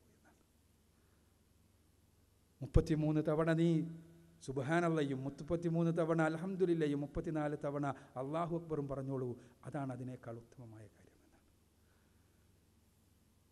ഇവിടെ നീതിക്ക് വേണ്ടി നിലനിന്ന പ്രവാചകൻ സല്ലല്ലാഹു അലൈഹി വസല്ലമ സ്വന്തം കുടുംബത്തെ എങ്ങനെ വളർത്തണമെന്ന് പഠിപ്പിക്കുകയാണ്. ഞാൻ സൂചിപ്പിക്കുന്നത്, സ്വന്തത്തിനെതിരാണെങ്കിലും കുടുംബത്തിനെതിരാണെങ്കിലും സമൂഹത്തിനെതിരാണെങ്കിലും, നമുക്കറിയാമല്ലോ, ഉന്നതയായ മഖ്സൂം ഗോത്രക്കാരി കളവ് നടത്തിയപ്പോൾ, അത് പിടിക്കപ്പെട്ടപ്പോൾ, മക്ക വിജയത്തിൻ്റെ സന്ദർഭത്തിലാണ് സംഗതി. മഖ്സൂം ഗോത്രക്കാരി, മഖ്സൂം എന്ന് പറഞ്ഞാൽ ഉയർന്ന ഗോത്രക്കാരിയാണ്, അവർ പിടിക്കപ്പെടുകയാണ് കളവ് നടത്തിയിട്ട്. അവരെ ശിക്ഷിക്കുക എന്ന് പറഞ്ഞാൽ, ഇസ്ലാമിക രാഷ്ട്രത്തിന് കളവ് നടത്തി ശിക്ഷിക്കുക എന്ന് പറഞ്ഞാൽ കൈ വെട്ടിക്കളയുക എന്നാണ് അർത്ഥം. കൈയില്ലാത്ത ഒരാൾ സ്വന്തം ഗോത്രത്തിൽ ജീവിക്കുക എന്ന് പറഞ്ഞാൽ മഖ്സൂം ഗോത്രത്തിന് സഹിച്ചില്ല. അവർ ചോദിച്ചു, പ്രവാചകരോടൊന്ന് ശുപാർശ പറയാൻ. ഒരു ശുപാർശ, അതിനേറ്റവും നല്ലതാരാണ്? ഉസാമയാകട്ടെ. ഉസാമയെ റസൂലുള്ളാഹി സ്വല്ലല്ലാഹു അലൈഹി വസല്ലമക്ക് ഏറെ ഇഷ്ടമാണ്. പ്രവാചകൻ സല്ലല്ലാഹു അലൈഹി വസല്ലമ ഏറെ ഇഷ്ടപ്പെടുന്ന ഉസാമ. റസൂലുള്ളാഹി സ്വല്ലല്ലാഹു അലൈഹി വസല്ലമ യാത്രകളിൽ പോലും ഉസാമ വരട്ടെ എന്ന് പറഞ്ഞുകൊണ്ട് നിന്നിരുന്ന ഉസാമ. ഹജ്ജിൻ്റെ വേളയിൽ പോലും തവാഫ് നടക്കുമ്പോൾ, തവാഫ് കഴിഞ്ഞപ്പോൾ റസൂലുള്ളാഹി സ്വല്ലല്ലാഹു അലൈഹി വസല്ലമ ഉസാമ വരട്ടെ എന്ന് പറഞ്ഞ് കാത്തു നിൽക്കുന്ന റസൂൽ. അങ്ങനെയുള്ള ഉസാമയോട് അടുത്ത ആളുകൾ പറയുന്നു, ഒന്ന് ശുപാർശ ചെയ്യാമോ? റസൂലുള്ളാഹി സ്വല്ലല്ലാഹു അലൈഹി വസല്ലം ഉസാമയോട് പോയി ശുപാർശ ചെയ്യുന്നു. പ്രവാചകരെ, ഇങ്ങനെയൊരു ആവശ്യമുണ്ട്. അവരെന്ത് പ്രായശ്ചിത്തം ചെയ്യാനും തയ്യാറാണ്. പക്ഷേ ഈ ശിക്ഷാവിധിയിൽ നിന്ന് ഒന്നൊഴിവാക്കി കൊടുക്കണം. പ്രവാചകൻ സല്ലല്ലാഹു അലൈഹി വസല്ലമ ഏത് സമയത്തും ഉസാമയോടൊപ്പം, ഉസാമയെ ഇഷ്ടപ്പെട്ടുകൊണ്ട് നിന്നിരുന്ന റസൂലുള്ളാഹി സ്വല്ലല്ലാഹു അലൈഹി വസല്ലമയുടെ മുഖം വിവർണമായി ചുവന്നു തുടുത്തു. റസൂലുള്ളാഹി സ്വല്ലല്ലാഹു അലൈഹി വസല്ലമ മിമ്പറിലേക്ക് കയറി. എന്നിട്ട് റസൂലുള്ളാഹി സ്വല്ലല്ലാഹു അലൈഹി വസല്ലം അവിടെ വെച്ച് പ്രഖ്യാപിച്ചു, നിങ്ങൾ എന്തിനു വേണ്ടിയാണ് എന്നോട് ശുപാർശ പറയുന്നത്? അള്ളാഹുവിൻ്റെ ദീൻ നടപ്പാക്കുന്നതിനെതിരെയാണോ ശുപാർശ പറയുന്നത്? ഇതുകൊണ്ട് തന്നെയാണ് നിങ്ങളുടെ മുൻപുള്ള സമുദായങ്ങൾ നശിപ്പിക്കപ്പെട്ടത്. മുൻപുള്ള സമുദായങ്ങളെല്ലാം നശിപ്പിക്കപ്പെട്ടത്. അവിടെ നീതി എന്ന് പറയുന്നത് പാവപ്പെട്ടവനും നിയമം പാവപ്പെട്ടവനെതിരെ നിയമം നടപ്പാക്കുകയും പണക്കാരനോ ഉന്നതരോ തെറ്റ് ചെയ്താൽ അവരെ വെറുതെ വിടുകയും ചെയ്യുന്ന ഇരട്ടത്താപ്പ് സമ്പ്രദായം നിലനിന്നതുകൊണ്ടാണ് മുൻപുള്ള സമുദായങ്ങൾ നശിപ്പിക്കപ്പെട്ടത്. അള്ളാഹുവാണ് എൻ്റെ സ്വന്തം മകൾ ഫാത്തിമയാണ് കളവ് നടത്തുന്നതെങ്കിലും അവരുടെ കൈ ഞാൻ ഛേദിക്കുക തന്നെ ചെയ്യും. ഇത് പ്രവാചകൻ സല്ലല്ലാഹു അലൈഹി വസല്ലമയുടെ വാക്കുകൾ കേവല വർത്തമാനങ്ങളല്ല, മറിച്ച് ചരിത്രത്തിൽ രേഖപ്പെടുത്തപ്പെട്ടത്. അത് പ്രയോഗവൽക്കരിച്ചുകൊണ്ട് ഇസ്ലാമിക സമൂഹത്തിൽ ചരിത്രത്തിലുടനീളം ഇസ്ലാമിക സമൂഹം നീതി നിർവഹണത്തിൻ്റെ കാര്യത്തിൽ ലോകത്തിന് മാതൃകയായത് അതുകൊണ്ടാണ്. അങ്ങനെയാണ് ലോകത്ത് സമാധാനമുണ്ടായത്, ശാന്തിയുണ്ടായത്. ആ ശാന്തിയും സമാധാനവും നിലനിർത്തുവാൻ വേണ്ടി പ്രവാചകൻ സല്ലല്ലാഹു അലൈഹി വസല്ലമ എങ്ങനെയാണ് നീതി നിർവഹണം സാധ്യമാകുക എന്ന് പഠിപ്പിക്കുകയായിരുന്നു. എന്തിനധികം സ്വന്തക്കാരന് അനുകൂലമായി റസൂലുള്ളാഹി സ്വല്ലല്ലാഹു അലൈഹി വസല്ലമ ശത്രു സമൂഹത്തിനെതിരായി ഒരു അനീതിയുടെ വിധി പുറപ്പെടുവിക്കുവാൻ വേണ്ടി സന്നദ്ധമാകുന്ന സന്ദർഭത്തിൽ സർവശക്തൻ ഇടപെടുന്നത് ഇസ്ലാമിക ചരിത്രത്തിലല്ലാതെ വേറെ എവിടെയാണ് കാണാൻ കഴിയുക? ഒരാളുടെ പടയങ്കി മോഷ്ടിക്കപ്പെട്ടു മുസ്ലിം സമൂഹത്തിൽ മദീനയിൽ. മോഷ്ടിച്ചതൊരു ഒരു മുസ്ലിമായി അറിയപ്പെട്ടിരുന്ന കപടവിശ്വാസിയാണ്. മുസ്ലിമാണ് എന്നാണ് പുറമേ അറിയുക, ഉള്ളിൽ വിശ്വാസമില്ലാത്തയാൾ, അയാളാണ് കപടവിശ്വാസി. അയാൾ മോഷ്ടിച്ചത് അറിഞ്ഞു എന്ന് വന്നപ്പോൾ അദ്ദേഹം അത് ഒരു ജൂതൻ്റെ വീട്ടിൽ കൊണ്ടുപോയിട്ടു. എന്നിട്ട് അദ്ദേഹത്തിൻ്റെ കുടുംബക്കാർ ജൂതനാണത് മോഷ്ടിച്ചത് എന്ന് പ്രചരിപ്പിച്ചു. സ്വാഭാവികമായും ജൂതൻ്റെ വീട്ടിൽ നിന്ന് തൊണ്ടി മുതൽ കണ്ടെടുത്തു. റസൂലുള്ളാഹി സ്വല്ലല്ലാഹു അലൈഹി വസല്ലമ ജൂതനെതിരെ വിധി പ്രസ്താവിക്കുവാൻ വേണ്ടി സന്നദ്ധമാകേണ്ടി വന്നു. എന്തുകൊണ്ടെന്നാൽ ജൂതൻ്റെ വീട്ടിൽ നിന്നാണ് തൊണ്ടി മുതൽ കണ്ടെടുത്തിട്ടുള്ളത്. കൃത്യമായ തെളിവുകൾ അയാൾക്കെതിരെയാണ്. പരിശുദ്ധ ഖുർആനിലെ 4-ാമത്തെ അധ്യായം സൂറത്തു നിസാഇലെ 105 മുതൽ 116 വരെയുള്ള വാക്യങ്ങൾ, നീണ്ട 11 വാക്യങ്ങൾ ഈ സംഭവത്തെ സൂചിപ്പിച്ചുകൊണ്ട് റസൂലുള്ളാഹി സ്വല്ലല്ലാഹു അലൈഹി വസല്ലമയെ തിരുത്തുകയാണ്. ജൂതനാണെങ്കിലും നീതിക്ക് വേണ്ടി, നീതി അയാളുടെ പക്ഷത്താണെങ്കിൽ അയാളുടെ പക്ഷത്തിന് അനുകൂലമായി തന്നെ നിലനിൽക്കേണ്ടയാളാണ് റസൂലുള്ളാഹി സ്വല്ലല്ലാഹു അലൈഹി വസല്ലം എന്ന് പഠിപ്പിക്കുകയും അവിടെ പറ്റിയ യഥാർത്ഥത്തിൽ കുറ്റവാളി ആരാണ് എന്ന് വ്യക്തമാക്കുകയും ചെയ്തുകൊണ്ടുള്ള സൂക്തങ്ങൾ. ഈ സൂക്തങ്ങൾ അവതരിപ്പിക്കപ്പെട്ടതോടുകൂടി റസൂലുള്ളാഹി സ്വല്ലല്ലാഹു അലൈഹി വസല്ലം വിധി പ്രസ്താവിക്കുകയും അയാൾ ഈ കപടവിശ്വാസി മതം മാറി നാടുവിടുകയും ചെയ്തു എന്ന് ചരിത്രം. ഇവിടെയെല്ലാം നമ്മൾ കാണുക, നേരത്തെ പറഞ്ഞതുപോലെ നീതി എന്തിനെതിരെയാണെങ്കിലും അത് നടപ്പാക്കുന്ന റസൂലുള്ളാഹി സ്വല്ലല്ലാഹു അലൈഹി വസല്ലം. അതാണ് ഒരു ഭരണാധികാരിയുടെ കർത്തവ്യം. ആ ഭരണാധികാരിയുടെ കർത്തവ്യം നിർവഹിച്ചപ്പോൾ സ്വന്തം നാടിനെ സംരക്ഷിക്കുവാൻ വേണ്ടി റസൂലുള്ളാഹി സ്വല്ലല്ലാഹു അലൈഹി വസല്ലമക്ക് യുദ്ധം ചെയ്യേണ്ടി വന്നിട്ടുണ്ട്. അത് ഭരണാധികാരിയുടെ കർത്തവ്യ നിർവഹണമാണ്. അത് നാടുകളെ വെട്ടിപ്പിടിക്കുന്നതിന് വേണ്ടിയുള്ള സമരമായിരുന്നില്ല, യുദ്ധമായിരുന്നില്ല. തൻ്റെ സാമ്രാജ്യം വിപുലീകരിച്ച് അവിടെ ഏകഛത്രാധിപതിയായി വാഴുന്നതിന് വേണ്ടിയുള്ള ആഗ്രഹമായിരുന്നില്ല റസൂലുള്ളാഹിയെ നയിച്ചത്. മറിച്ച് റസൂലുള്ളാഹി സ്വല്ലല്ലാഹു അലൈഹി വസല്ലമ യുദ്ധം ചെയ്തത്, പട നയിച്ചത്, പടയാളികളെ ഒരുക്കിയത്, രക്തം ചിന്തേണ്ടി വന്നപ്പോൾ രക്തം ചിന്തിയത്, ഇതെല്ലാം തന്നെ ഈ ആദർശമനുസരിച്ച് ജീവിക്കുവാനും ആദർശ പ്രബോധനത്തിനും വേണ്ടിയുള്ള സ്വാതന്ത്ര്യത്തിനും വേണ്ടിയാണ്. ഉദിനലില്ലദീന, നിങ്ങൾക്ക് യുദ്ധം അനുവദിക്കപ്പെട്ടിരിക്കുന്നു. യുദിനലില്ലദീന യുഖാതിലൂന ബിഅന്നഹും ദുലിമു, നിങ്ങൾക്ക് യുദ്ധം അനുവദിക്കപ്പെട്ടിരിക്കുന്നു. നിങ്ങൾക്ക് യുദ്ധം ചെയ്യാൻ നിങ്ങൾക്ക് കൽപ്പന നൽകപ്പെട്ടിരിക്കുന്നു. എന്തുകൊണ്ടെന്നാൽ നിങ്ങൾ ആക്രമിക്കപ്പെട്ടവരാണ്. ആക്രമിക്കപ്പെട്ട ആളുകളായതുകൊണ്ട്, നിങ്ങൾ പീഡിപ്പിക്കപ്പെട്ട ആളുകളായതുകൊണ്ട്, നാട്ടിൽ നിന്ന് പുറത്താക്കപ്പെട്ട ആളുകളായതുകൊണ്ട്, ഈ ആദർശമനുസരിച്ച് ജീവിക്കുവാനുള്ള സ്വാതന്ത്ര്യം നിഷേധിക്കപ്പെടുന്ന അവസ്ഥാവിശേഷമുള്ളത് കൊണ്ട് നിങ്ങൾക്ക് യുദ്ധം ചെയ്യാം. ആ യുദ്ധത്തിന് വേണ്ടിയുള്ള കൽപ്പന വന്നതിന് ശേഷമാണ് ഇസ്ലാമിക സമൂഹത്തിൽ യുദ്ധങ്ങൾ ഉണ്ടായത്. ബദറും ഉഹുദും കന്തഖും ഹുനൈനുമെല്ലാം ഉണ്ടായത് അങ്ങനെയാണ്. ആ യുദ്ധങ്ങളിൽ പ്രതിരോധത്തിന് വേണ്ടിയുള്ള യുദ്ധങ്ങൾ ഉണ്ടായിട്ടുണ്ട്. രാജ്യം സംരക്ഷിക്കുന്നതിന് വേണ്ടി പ്രത്യാക്രമണത്തിൻ്റെ ആവശ്യത്തിന് വേണ്ടിയുള്ള യുദ്ധങ്ങൾ ഉണ്ടായിട്ടുണ്ട്. പക്ഷേ ആ യുദ്ധങ്ങളുടെ സന്ദർഭങ്ങളിലെല്ലാം തന്നെ സമാധാനത്തിന് വേണ്ടി, ശാന്തിക്ക് വേണ്ടിയുള്ള അവസരങ്ങൾ റസൂലുള്ളാഹി സ്വല്ലല്ലാഹു അലൈഹി വസല്ലമ പരമാവധി ഉപയോഗിച്ചത് നമുക്ക് കാണാനും സാധിക്കും. അതുകൊണ്ടാണല്ലോ ഹുദൈബിയ സന്ധി ഉണ്ടായത്. ഹുദൈബിയ സന്ധി ബദറും ഉഹുദും ഖന്തഖും കഴിഞ്ഞതിന് ശേഷം ഉണ്ടാകുന്ന സന്ധിയാണ്. ആ സന്ധിയിൽ ഒന്നാമത്തെ സന്ധി വ്യവസ്ഥ തന്നെ പരസ്പരം യുദ്ധമില്ലാത്ത 10 വർഷങ്ങൾ എന്നതായിരുന്നു. ആ സന്ധി വ്യവസ്ഥ പ്രകാരം സന്ധിയുണ്ടാക്കി ആ സന്ധിയുടെ യുദ്ധമില്ലാത്ത 10 വർഷങ്ങൾക്ക് വേണ്ടി, അങ്ങനെ ഒരു സന്ധി വ്യവസ്ഥ ഒപ്പിടിക്കുന്നതിന് വേണ്ടി, അതിന് അനുവദിക്കുന്നതിന് വേണ്ടി റസൂലുള്ളാഹി സ്വല്ലല്ലാഹു അലൈഹി വസല്ലമ അള്ളാഹുവിൻ്റെ നിർദ്ദേശപ്രകാരം അവർ മക്കാ മുശ്രിക്കുകൾ പറഞ്ഞ എല്ലാ കണ്ടീഷനുകളും, എല്ലാ നിബന്ധനകളും അംഗീകരിക്കുകയാണ് ചെയ്തത്. മക്കയിൽ നിന്ന് ആരെങ്കിലും ഇസ്ലാം സ്വീകരിച്ച് മദീനയിലേക്ക് ചെന്നാൽ അവരെ അവിടെ സ്വീകരിക്കില്ല. മക്കയിലെ ക്രൂരതകളിലേക്ക് അവരെ തിരിച്ചയക്കും. മദീനയിൽ നിന്ന് ആരെങ്കിലും കുഫറിലേക്ക് തിരിച്ചുപോയി മക്കയിൽ തിരിച്ചെത്തിയാൽ അവർ സ്വീകരിക്കും.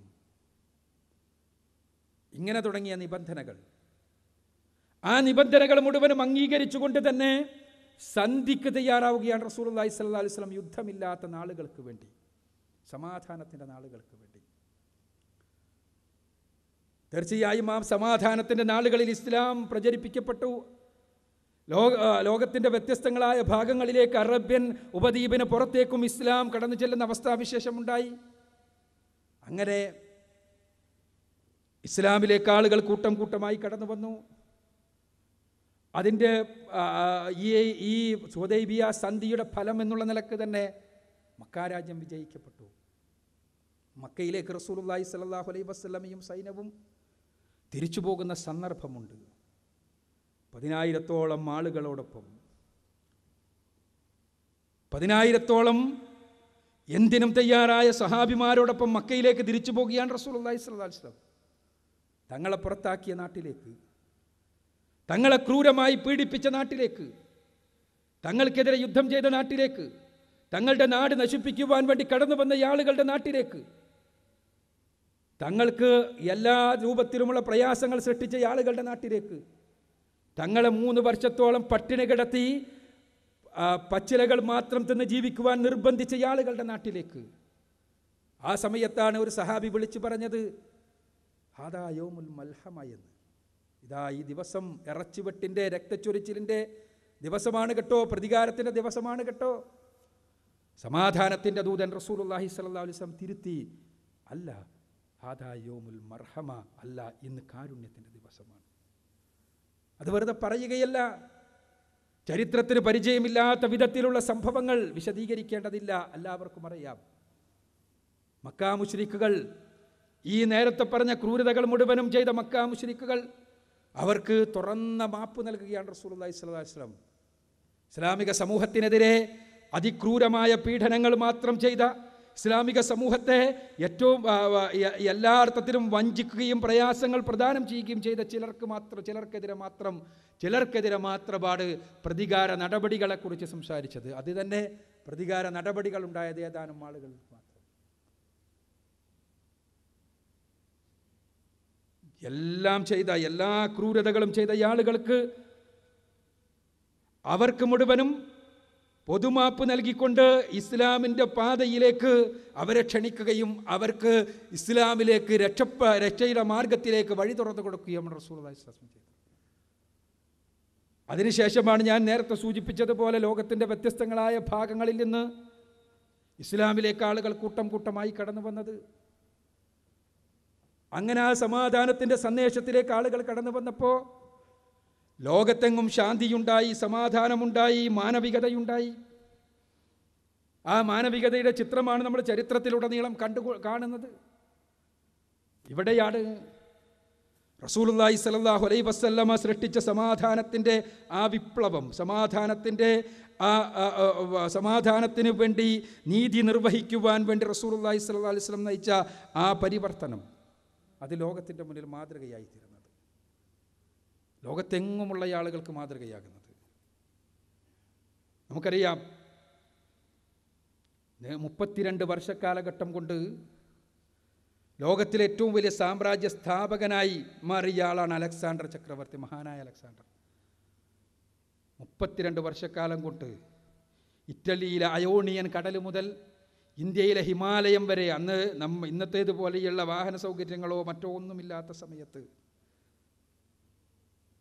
തൻ്റെ യുവകാലഘട്ടത്തിൽ തന്നെ ലോകത്തിൻ്റെ അന്നത്തെ ക്രിസ്തുവിന് 7 നൂറ്റാണ്ടുകൾക്ക് മുമ്പാണ് അന്നത്തെ ഏറ്റവും വലിയ സാമ്രാജ്യ സ്ഥാപകനായി മാറിയ അദ്ദേഹം മരണക്കിടക്കയിൽ കിടന്ന് തൻ്റെ മരണത്തിന് ശേഷം ചെയ്യേണ്ട കാര്യങ്ങളെക്കുറിച്ച് പറഞ്ഞുകൊടുത്തത് ചരിത്രത്തിൽ രേഖപ്പെടുത്തപ്പെട്ടിട്ടുണ്ട്. അദ്ദേഹം പറഞ്ഞു, ഞാൻ മരിച്ചാൽ എൻ്റെ ശവമഞ്ചം ചുമക്കേണ്ടത് എന്നെ ചികിത്സിച്ച ഡോക്ടർമാരാണ്. എന്തുകൊണ്ടെന്നാൽ ലോകമറിയട്ടെ, മരണമെന്ന അസുഖത്തെ പിടിച്ചു വെക്കുവാൻ ഒരു ഡോക്ടർക്കും സാധ്യമല്ല എന്ന്. നിങ്ങളെൻ്റെ ശവവുമായി കടന്നു പോകുമ്പോൾ, എൻ്റെ മൃതശരീരവുമായി കടന്നു പോകുമ്പോൾ ഞാൻ സമ്പാദിച്ചു വെച്ച സ്വർണ്ണ നാണയങ്ങളും രത്നങ്ങളുമെല്ലാം വഴിയിൽ വിതറിക്കൊണ്ട് കടന്നു പോകണം. ലോകമറിയട്ടെ, ഈ സമ്പാദ്യം കൊണ്ടൊന്നും യാതൊരു കാര്യവുമില്ല എന്ന്. നിങ്ങളെൻ്റെ ശവമഞ്ചത്തിന് പുറത്തേക്ക് എൻ്റെ കൈകൾ പുറത്തേക്ക് കാണിക്കണം, കൈകൾ പുറത്തേക്ക് തൂക്കിയിടണം. ലോകം കാണട്ടെ, ഈ ലോകം മുഴുവനും കീഴടക്കി എന്ന് അഭിമാനത്തോടു കൂടി പറയുന്ന, തൻ്റെ 32 വയസ്സിൻ്റെ ഉള്ളിൽ ലോകത്തെ ഏറ്റവും വലിയ ഏകഛത്രാധിപതിയായി മാറിയ അലക്സാണ്ടർ പോകുമ്പോൾ ഒന്നും കൊണ്ടുപോകുന്നില്ല എന്ന് ലോകമറിയട്ടെ. ഇത് ഏത് സാമ്രാജ്യ സ്ഥാപകൻ്റെയും അവസാനത്തെ മനസ്സാണ്. ഒന്നും കൊണ്ടുപോകാൻ കഴിയില്ല. ആയിരക്കണക്കിന് 10,000-കണക്കിന് മനുഷ്യരെ കശാപ്പ് ചെയ്തുകൊണ്ട്, 10,000-കണക്കിന് മനുഷ്യരെ കൊന്നൊടുക്കിക്കൊണ്ട്, അവരുടെ ശവക്കൂനകൾക്ക് മേലെ അധികാര സ്ഥാപനങ്ങൾ ഉണ്ടാക്കിക്കൊണ്ട്, അവരുടെ രക്തപ്പുഴകൾക്ക് മുകളിലൂടെ നീന്തിക്കടന്ന് തങ്ങളുടെ അധികാരം നിലനിർത്തിക്കൊണ്ട് കടന്നുപോയ ആളുകൾ, അവർക്ക് അവസാനം കരയേണ്ടി വന്നു, ഞങ്ങളൊന്നും കൊണ്ടുപോയിട്ടില്ല, ഞങ്ങളൊന്നും സ്ഥാപിച്ചിട്ടില്ല എന്ന്. എന്നാൽ കേവലം 1018 പേർ മാത്രം, 259 മുസ്ലിങ്ങളും 759 മുസ്ലിങ്ങളല്ലാത്തവരും അമുസ്ലിങ്ങളും മാത്രം മരണപ്പെട്ടുകൊണ്ട് റസൂലുള്ളാഹി സ്വല്ലല്ലാഹു അലൈഹി വസല്ലമയുടെ കാലഘട്ടത്തിലെ യുദ്ധങ്ങൾ കഴിഞ്ഞപ്പോൾ റസൂലുള്ളാഹി സ്വല്ലല്ലാഹു അലൈഹി വസല്ലം അതുമൂലമുണ്ടാക്കിയ സാമൂഹ്യ പരിവർത്തനം ഇന്നും ലോകത്ത് ചോദ്യം ചെയ്യപ്പെടാത്ത മഹാവിപ്ലവത്തിൻ്റെ, മഹാപരിവർത്തനത്തിൻ്റെ കൊടുങ്കാറ്റുകൾ സൃഷ്ടിച്ചുകൊണ്ട് മുന്നേറിക്കൊണ്ടിരിക്കുന്നു. ഒന്നും കൊണ്ടുപോകാതെ എല്ലാ റസൂലുള്ളാഹി സ്വല്ലല്ലാഹു അലൈഹി വസല്ലം പോയത് പരലോകത്തേക്ക് വേണ്ടി മാത്രമല്ല, ഈ ലോകത്ത് തന്നെ ലോകത്തിന് സ്വീകരിക്കാൻ സാധിക്കുന്ന അത്യുത്തമമായൊരു സംസ്കാരം ധാർമ്മികതയുടെ ധ്വജവാഹകരുടെ കൈകളിൽ ഏൽപ്പിച്ചുകൊണ്ട്, കുൻതും ഖൈറ ഉമ്മ ഉഖ്രിജത് ലിന്നാസ് തഅമുറൂന ബിൽ മഅറൂഫി വതൻഹൗന അനിൽ മുൻകരി വതുഅ്മിനൂന ബില്ലാഹ്. ഇതാ ഉത്തമ സമുദായം, മനുഷ്യർക്ക് വേണ്ടി ഉയർപ്പിക്കപ്പെട്ടവർ, ധർമ്മം പഠിപ്പിക്കാൻ, അധർമ്മത്തിൽ നിന്ന് അകറ്റാൻ, അള്ളാഹുവിലുള്ള വിശ്വാസം കൈമുതലാക്കിക്കൊണ്ട് ലോകത്തിന് വേണ്ടി ഉയർപ്പിക്കപ്പെട്ട ഒരു സമൂഹത്തെ സൃഷ്ടിച്ച് ആ സമൂഹത്തിൻ്റെ തുടർച്ചയായ വളർച്ചയിലൂടെ, ഈ ആദർശ പ്രബോധനത്തിൻ്റെ നൈരന്തര്യത്തിലൂടെ സമാധാനത്തിൻ്റെ യഥാർത്ഥത്തിലുള്ള സന്ദേശം ലോകത്തിന് മുഴുവനും പകർന്നു കൊടുക്കുവാൻ തക്ക ആളുകളെ സൃഷ്ടിച്ചുകൊണ്ടാണ് റസൂലുള്ളാഹി സ്വല്ലല്ലാഹു അലൈഹി വസല്ലമ കടന്നുപോയത്. അതാണ് യഥാർത്ഥത്തിൽ ചരിത്രത്തിന് പ്രവാചകൻ സ്വല്ലല്ലാഹു അലൈഹി വസല്ലമ നൽകിയ സംഭാവന. അത് എല്ലാവർക്കും, അത് മതം വിശ്വസിക്കുന്നവർക്കും അല്ലാത്തവർക്കുമെല്ലാം അംഗീകരിക്കേണ്ടി വരുന്ന യാഥാർത്ഥ്യമാണ്. അതുകൊണ്ടാണല്ലോ ചരിത്രത്തെ ഏറ്റവും അധികം സ്വാധീനിച്ച ഒന്നാമത്തെ വ്യക്തിത്വമായി ഇസ്ലാമിൻ്റെ ശക്തമായ ശത്രുക്കൾ പോലും പ്രവാചകൻ സല്ലല്ലാഹു അലൈഹി വസല്ലമയെ വിലയിരുത്തുന്നത്. ഈ ഖൈർ ഉമ്മത്തിലെ അംഗങ്ങളായി തീർന്ന് പ്രവാചകൻ സല്ലല്ലാഹു അലൈഹി വസല്ലമ പഠിപ്പിച്ച സമാധാനത്തിൻ്റെ സന്ദേശം ലോകത്തിന് പകർന്നു കൊടുക്കുവാൻ നമുക്ക് സാധിക്കണം. അതിന് സർവശക്തൻ അനുഗ്രഹിക്കുമാറാകട്ടെ എന്ന് പ്രാർത്ഥിച്ചുകൊണ്ട് ഞാൻ ഈ വിഷയം നിങ്ങളുടെ മുന്നിൽ സമർപ്പിക്കുകയാണ്. വാഹൃദവാൻ അൽഹംദുലില്ലാഹി റബ്ബിൽ ആലമീൻ. അസ്സലാമു അലൈക്കും. വിഷയം അവതരിപ്പിച്ച് സംസാരിച്ച ബഹുമാനായ എം അക്ബർ സാഹിബിന് അഗൈതവുമായ നന്ദി രേഖപ്പെടുത്തുന്നു. ഇനി തുറന്ന ചോദ്യങ്ങൾക്കുള്ള അവസരമാണ്. ഇവിടെ മെയിൻ ഹാളിൽ ഇടതുഭാഗത്ത് മെയിൻ ചോദ്യോത്തര സെഷൻ്റെ മൈക്ക് ലഭ്യമാണ്. അതുപോലെ ഓഡിറ്റോറിയത്തിൻ്റെ സെൻറ്ററിലും സ്ത്രീകളുടെ ഭാഗത്തും മൈക്ക് ലഭ്യമാണ്. 3 സ്ഥലങ്ങളിലായാണ് ചോദ്യങ്ങൾ ചോദിക്കാൻ തയ്യാറാക്കിയിരിക്കുന്നത്. പുറത്ത് നിൽക്കുന്ന അമുസ്ലിങ്ങൾ ആരെങ്കിലും ഉണ്ടെങ്കിൽ വളണ്ടിയർമാർ ശ്രദ്ധിച്ചുകൊണ്ട് അവരെ മെയിൻ ഓഡിറ്റോറിയത്തിൽ എത്തിക്കണമെന്ന് വിനീതമായി അപേക്ഷിക്കുകയാണ്. ഇവിടെ ചോദ്യോത്തര സെഷനിൽ അമുസ്ലിങ്ങൾക്കാണ് മുൻഗണന. അത് പ്രത്യേകം വളണ്ടിയർമാർ ശ്രദ്ധിക്കുക. ചോദ്യോത്തര സെഷൻ നിയന്ത്രിക്കുന്നത് ബഹുമാന്യനായ സക്കരിയ സാഹിബാണ്. ചോദ്യം ചോദിക്കുന്നവർ പ്രത്യേകം ശ്രദ്ധിക്കുക. അവരുടെ പേര് പ്രത്യേകം വെളിപ്പെടുത്തണമെന്ന് അപേക്ഷിക്കുന്നു. അസ്സലാമു അലൈക്കും വറഹ്മത്തുള്ളാഹി വബറകാതുഹു. ഇപ്പോൾ അക്ബർ സാഹിബ് സംസാരിച്ച വിഷയത്തെ ആസ്പദമാക്കിയായിരിക്കണം നിങ്ങളുടെ ചോദ്യങ്ങൾ. ഇൻഷാ അല്ലാഹ് അക്ബർ സാഹിബ് അതിന് മറുപടി പറയുന്നതാണ്. ആദ്യത്തെ ചോദ്യം ഹോളിൻ്റെ വലതുഭാഗത്തു നിന്ന്, രണ്ടാമത്തത് ഇടതുഭാഗത്ത്, മൂന്നാമത് സ്ത്രീകളുടെ ഭാഗത്തു നിന്ന്. ചോദ്യം ചോദിക്കാനുള്ള ആളുകൾ മുന്നോട്ട് മൈക്കിൻ്റെ അടുത്തേക്ക് കടന്നു വരണമെന്ന് അഭ്യർത്ഥിക്കുന്നു. അസ്സലാമു അലൈക്കും. അസ്സലാമു അലൈക്കും. എൻ്റെ പേര് നൗഷാദ്. ഞാൻ മലപ്പുറം സ്വദേശിയാണ്. മാനവികതയുടെ കുറിച്ചുള്ള ഒരു സംസാരമായതുകൊണ്ട് പൊതുവിൽ ഇസ്ലാമിൻ്റെ ശത്രുക്കളും അതുപോലെ പുതിയ മാനവികതാവാദികളും മതനിരപേക്ഷരും പൊതുവായി ചോദിക്കുന്ന ഒരു ചോദ്യമാണ് മതപരിത്യാഗിയുടെ ശിക്ഷാവിധി കുറിച്ചാണ് ചോദ്യം. ഇതിൽ ഇവർക്ക് ശരിക്കും യഥാർത്ഥത്തിൽ ഉള്ള ശിക്ഷാവിധി എന്താണ്? അത് യഥാർത്ഥ മാനവികതയുമായി ഏറ്റുമുട്ടുന്നുണ്ടോ? അതുപോലെ ഇതിൽ നബിയുടെ ചര്യ എന്താണ്? ഇതാണ് ചോദ്യം. ഇതേക്കുറിച്ച് ലോജിക്കായിട്ടുള്ളൊരു ഉത്തരം പ്രതീക്ഷിക്കുന്നു. സഹോദരൻ അഷ്റഫിൻ്റെ ചോദ്യം, നൗഷാദിൻ്റെ ചോദ്യം മതപരിത്യാഗിയുടെ ശിക്ഷയുമായി ബന്ധപ്പെട്ടുകൊണ്ടാണ്. യഥാർത്ഥത്തിൽ അദ്ദേഹം സൂചിപ്പിച്ചതുപോലെ ഇസ്ലാമിനെതിരെ ഇന്ന് ഏറ്റവും അധികം ഉന്നയിക്കപ്പെടുന്ന ആരോപണങ്ങളിലൊന്ന് മതപരിത്യാഗിയെ ഇസ്ലാം വധിക്കുവാൻ വേണ്ടി ആവശ്യപ്പെടുന്നു എന്നതാണ്. അത് മതസ്വാതന്ത്ര്യത്തിനെതിരാണ് എന്നതാണ്. യഥാർത്ഥത്തിൽ ഇസ്ലാമിക രാഷ്ട്രത്തിലെ മതപരിത്യാഗിയുമായി ബന്ധപ്പെട്ട ശിക്ഷയും മതസ്വാതന്ത്ര്യവും തമ്മിൽ യാതൊരു ബന്ധവുമില്ല. ഇസ്ലാമിക രാഷ്ട്ര സംവിധാനത്തിൽ ഒരു മുസ്ലിം അല്ലാത്തയാൾക്ക് നൽകപ്പെടുന്ന എല്ലാ അർത്ഥത്തിലുമുള്ള സ്വാതന്ത്ര്യങ്ങളുണ്ട്. മുസ്ലിം അല്ലാത്ത ഒരാൾ ഇസ്ലാമിക രാഷ്ട്ര സംവിധാനത്തിൽ അറിയപ്പെടുക ദിമ്മി എന്നാണ്. ദിമ്മികൾക്ക് അവരുടെ മതം അനുഷ്ഠിക്കുവാനുള്ള സ്വാതന്ത്ര്യമുണ്ട്. അവർക്ക് മുസ്ലിങ്ങൾക്ക് പോലും അനുവദിച്ചിട്ടില്ലാത്ത സ്വാതന്ത്ര്യങ്ങൾ, അവരുടെ സ്വകാര്യതകളിൽ അനുഭവിക്കുവാൻ അവർക്ക് അവകാശമുണ്ട്. ഉദാഹരണത്തിന് മുസ്ലിങ്ങൾ സ്വകാര്യമായി മദ്യപിക്കുകയാണെങ്കിൽ അവർക്ക് പരസ്യമായി ശിക്ഷിക്കപ്പെടും. ഇസ്ലാമിക രാഷ്ട്രത്തിൽ സ്വകാര്യമായൊരു ദിമ്മി മദ്യപിച്ചാൽ അങ്ങനെ ശിക്ഷയുണ്ടാവില്ല, അയാളുടെ മതം അതിനെ എതിർക്കാത്തിടത്തോളം കാലം. ഇങ്ങനെ ദിമ്മിക്ക് ഒരു ഇസ്ലാമിക രാഷ്ട്രത്തിൽ അയാളുടെ മതമനുസരിച്ച് ജീവിക്കുവാൻ ഉള്ള എല്ലാ അവകാശങ്ങളുമുണ്ട്.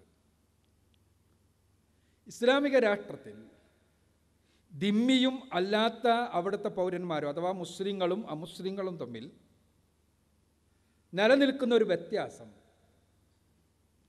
മുസ്ലിങ്ങൾ ഏത് സമയത്തും യുദ്ധത്തിന് സന്നദ്ധമാകണമെന്നതാണ്. മുസ്ലിം പടകൾ എപ്പോഴും പടയാളികളാണ്. ഇന്നത്തേതുപോലെ പ്രത്യേകമായി സൈന്യവും കാര്യങ്ങളോ ഒന്നും ഇസ്ലാമിക രാഷ്ട്രത്തിൽ അന്ന് സാധ്യമല്ല. മാത്രമല്ല, ഇന്നാണെങ്കിലും ഇസ്ലാമിക രാഷ്ട്രം ആവശ്യപ്പെട്ട് കഴിഞ്ഞാൽ സാധാരണക്കാരടക്കം യുദ്ധത്തിന് സന്നദ്ധമാകേണ്ടത് അവരുടെ മതപരമായ ഉത്തരവാദിത്വമാണ്.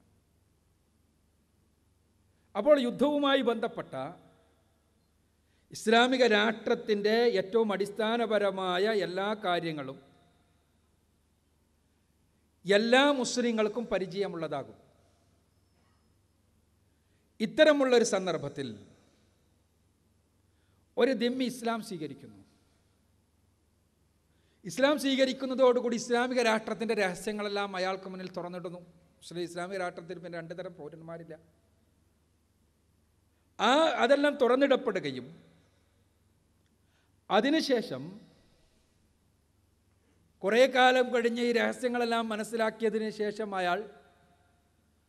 ഒരിക്കൽ അയാൾ പറയാണ്, ഞാൻ ഇതാ ഇസ്ലാം വിട്ടു പോകുന്നു എന്ന് പറഞ്ഞാൽ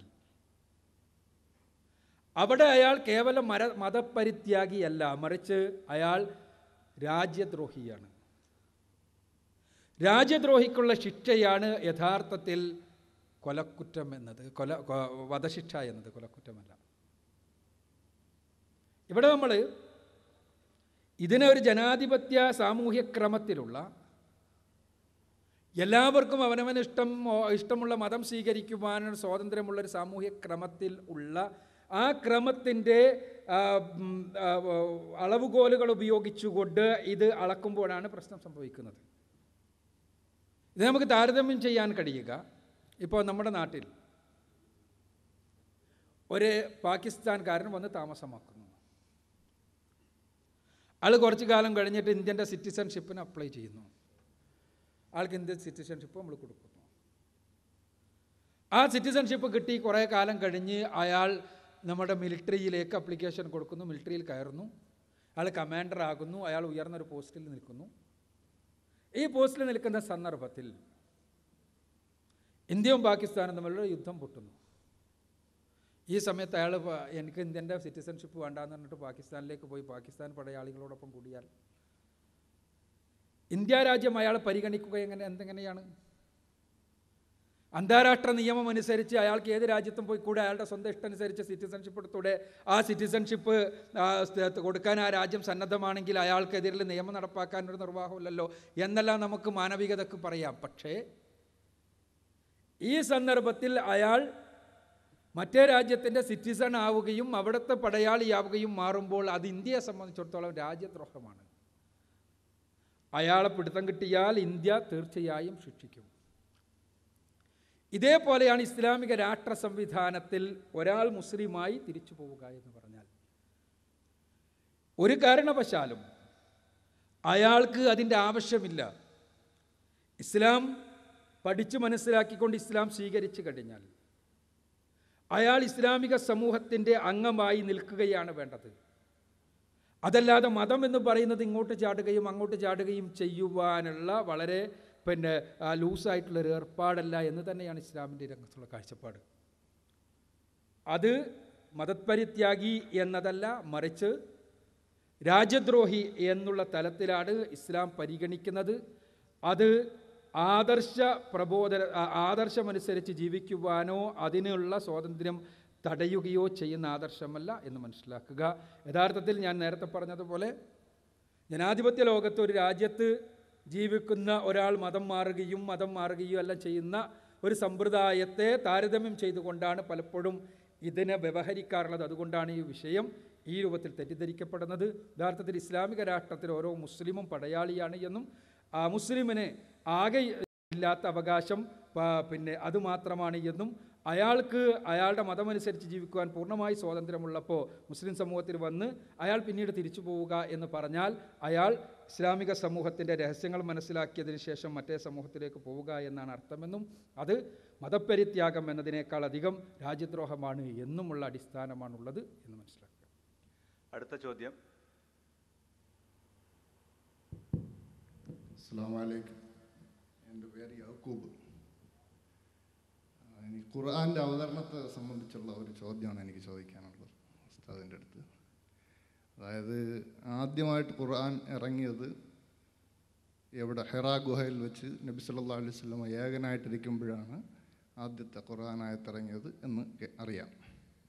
അത് കഴിഞ്ഞ് ഈ നീണ്ട 23 വർഷങ്ങൾക്കുള്ളിൽ 6600 ആയത്തുകൾ സന്ദർഭങ്ങൾക്കനുസരിച്ചാണ് ഇറങ്ങിയതെന്നും അറിയാം. അപ്പോൾ ആയിരക്കണക്കിന് പ്രാവശ്യം ഈ ജിബ്രീൽ അലൈഹിസ്സലാം നബി സല്ലല്ലാഹു അലൈഹി വസല്ലമയുടെ അടുത്ത് വന്നിട്ടുണ്ടായിരിക്കണം. അപ്പം ഇത്രയും വലിയൊരു നേതാവ് മിക്കവാറും ജനക്കൂട്ടത്തിനിടയിലായിരിക്കണം സാധാരണ അധിക സമയവും ചെലവഴിക്കുന്നത്. അത് കഴിഞ്ഞാൽ തന്നെയും വീട്ടിൽ പോയാൽ ഭാര്യമാരുടെ കൂടെ ആണല്ലോ.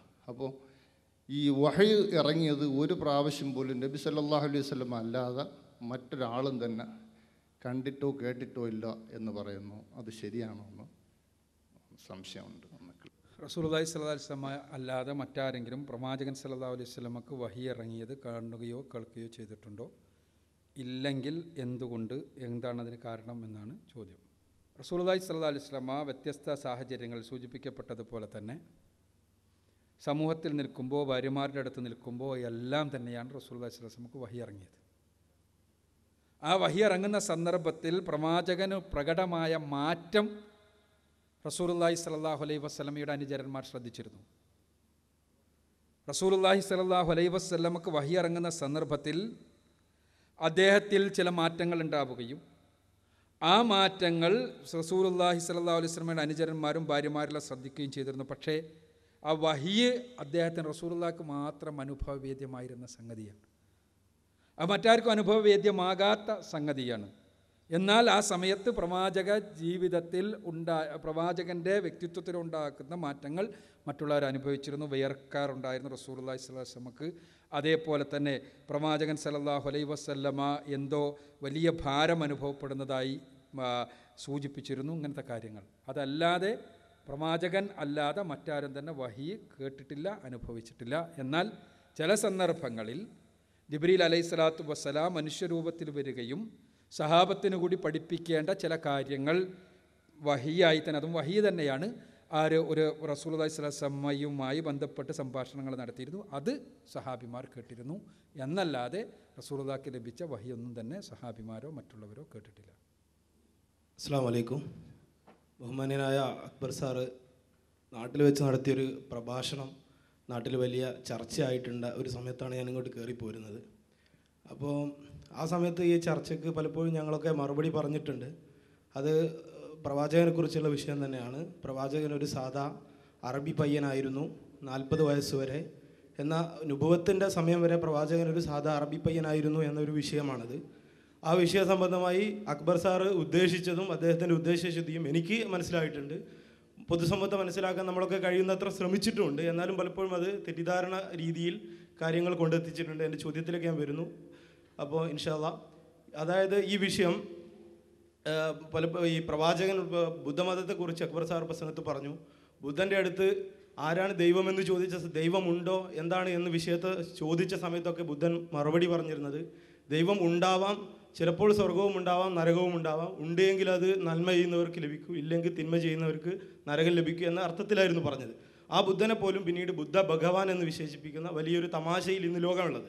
അതുകൊണ്ട് പ്രവാചകനെയും ആ ഒരു തരത്തിൽ മനുഷ്യ ദൈവമായും അതേപോലെ അമാനുഷികതയൊക്കെ സൃഷ്ടിക്കപ്പെടുന്ന ഒരു സാഹചര്യത്തെ വ്യക്തമാക്കുന്നതിന് വേണ്ടിയാണ് അക്ബർ ഈ പദം ഉപയോഗിച്ചിട്ടുള്ളത് എന്ന് തന്നെയാണ് മനസ്സിലാക്കുന്നത്.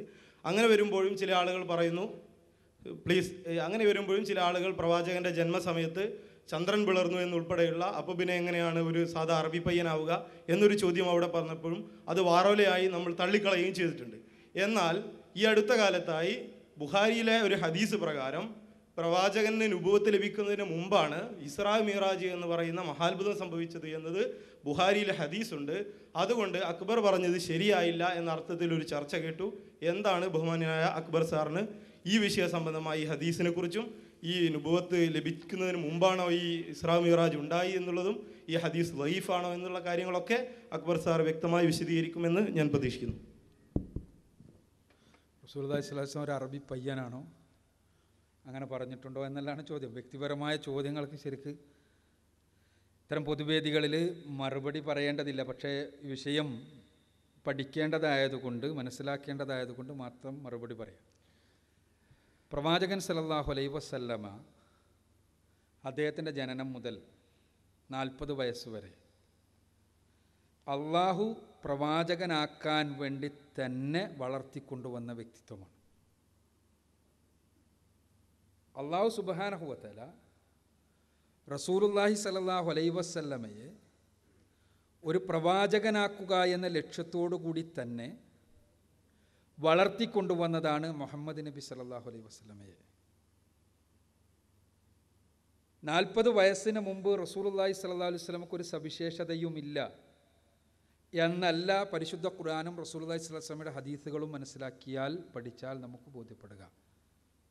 പ്രവാചകൻ്റെ ചെറുപ്പത്തിൽ തന്നെ റസൂലുള്ളാഹി സ്വല്ലല്ലാഹു അലൈഹി വസല്ലമക്ക് ചില അനുഭവങ്ങൾ ഉണ്ടായതായി സ്വഹീഹായ ഹദീസുകൾ നിവേദനം ചെയ്തിട്ടുണ്ട്. പ്രവാചകൻ്റെ നെഞ്ചകം പിളർക്കപ്പെടുകയും റസൂലുള്ളാഹി സ്വല്ലല്ലാഹു അലൈഹി വസല്ലമയുടെ ഹൃദയം ശുദ്ധീകരിക്കുകയുമെല്ലാം ചെയ്ത, മലക്കുകൾ വന്ന് ശുദ്ധീകരിക്കുകയെല്ലാം ചെയ്ത സംഭവമുണ്ട്. അതേപോലെ തന്നെ റസൂലുള്ളാഹി സ്വല്ലല്ലാഹു അലൈഹി വസല്ലമയുടെ വ്യക്തിത്വത്തിൽ നിന്ന് തന്നെ ചില ആളുകൾ ബഹീറയെപ്പോലെയുള്ള മറ്റു പുരോഹിതന്മാർ റസൂലുള്ളാഹി സ്വല്ലല്ലാഹു അലൈഹി വസല്ലമ നിയോഗിക്കപ്പെടാൻ പോകുന്ന പ്രവാചകനാണ് എന്ന രൂപത്തിൽ പറഞ്ഞതായും ഉള്ള സൂചനകളുണ്ട്. ഇവിടെ പ്രവാചകൻ സാധാരണ അറബി പയ്യനാകുന്നത് ആർക്കാണ്? ആ സന്ദർഭം എന്താണ്? ഇത് മനസ്സിലാക്കി കഴിഞ്ഞാൽ യാതൊരു പ്രശ്നവും ഉണ്ടാകില്ല എന്നാണ് എനിക്ക് തോന്നുന്നത്. ആരെയെങ്കിലും വ്യക്തിപരമായി തേജോവധം ചെയ്യണമെന്ന് വിചാരിച്ചാൽ അയാൾ പറഞ്ഞ ഏതെങ്കിലും ഒരു സംഭവത്തെ വഴിയിൽ നിന്ന് എടുത്തിട്ട് നമുക്ക് ഉദ്ധരിച്ചാൽ എന്തും നമുക്ക് എളുപ്പം പറയാൻ കഴിഞ്ഞേക്കും. ഒരു ക്രൈസ്തവ പുരോഹിതൻ, പണ്ഡിതൻ, അദ്ദേഹം വാദിക്കുന്നത് മുഹമ്മദ് നബി സല്ലല്ലാഹു അലൈഹി വസല്ലം ഒരു മന്ത്രവാദിയായിരുന്നു എന്നാണ്. അദ്ദേഹം പല മന്ത്രവിദ്യകളും ചെയ്തിരുന്നു, ചില പൈശാചികമായ ചില കഴിവുകളെല്ലാം അദ്ദേഹത്തിനുണ്ടായിരുന്നു എന്നാണ് വാദിക്കുന്നത്. ഈ വാദത്തിന് മറുപടി പറയുമ്പോൾ ആ വാദത്തിന് ഉപോത്ബലകമായി അദ്ദേഹം ഉദ്ധരിക്കുന്നത് പരിശുദ്ധ ഖുർആനിലെ ചില വചനങ്ങളാണ്. അഥവാ മക്കാ മുശ്രിക്കുകൾ പറഞ്ഞു പ്രവാചകൻ സല്ലല്ലാഹു അലൈഹി വസല്ലമ മജീഷ്യനാണ്, മാന്ത്രികനാണ് എന്ന്, പ്രവാചകൻ സല്ലല്ലാഹു അലൈഹി വസല്ലമ മാരണക്കാരനാണ് എന്ന്, പ്രവാചകൻ സല്ലല്ലാഹു അലൈഹി വസല്ലമ കവിയാണ് എന്ന്.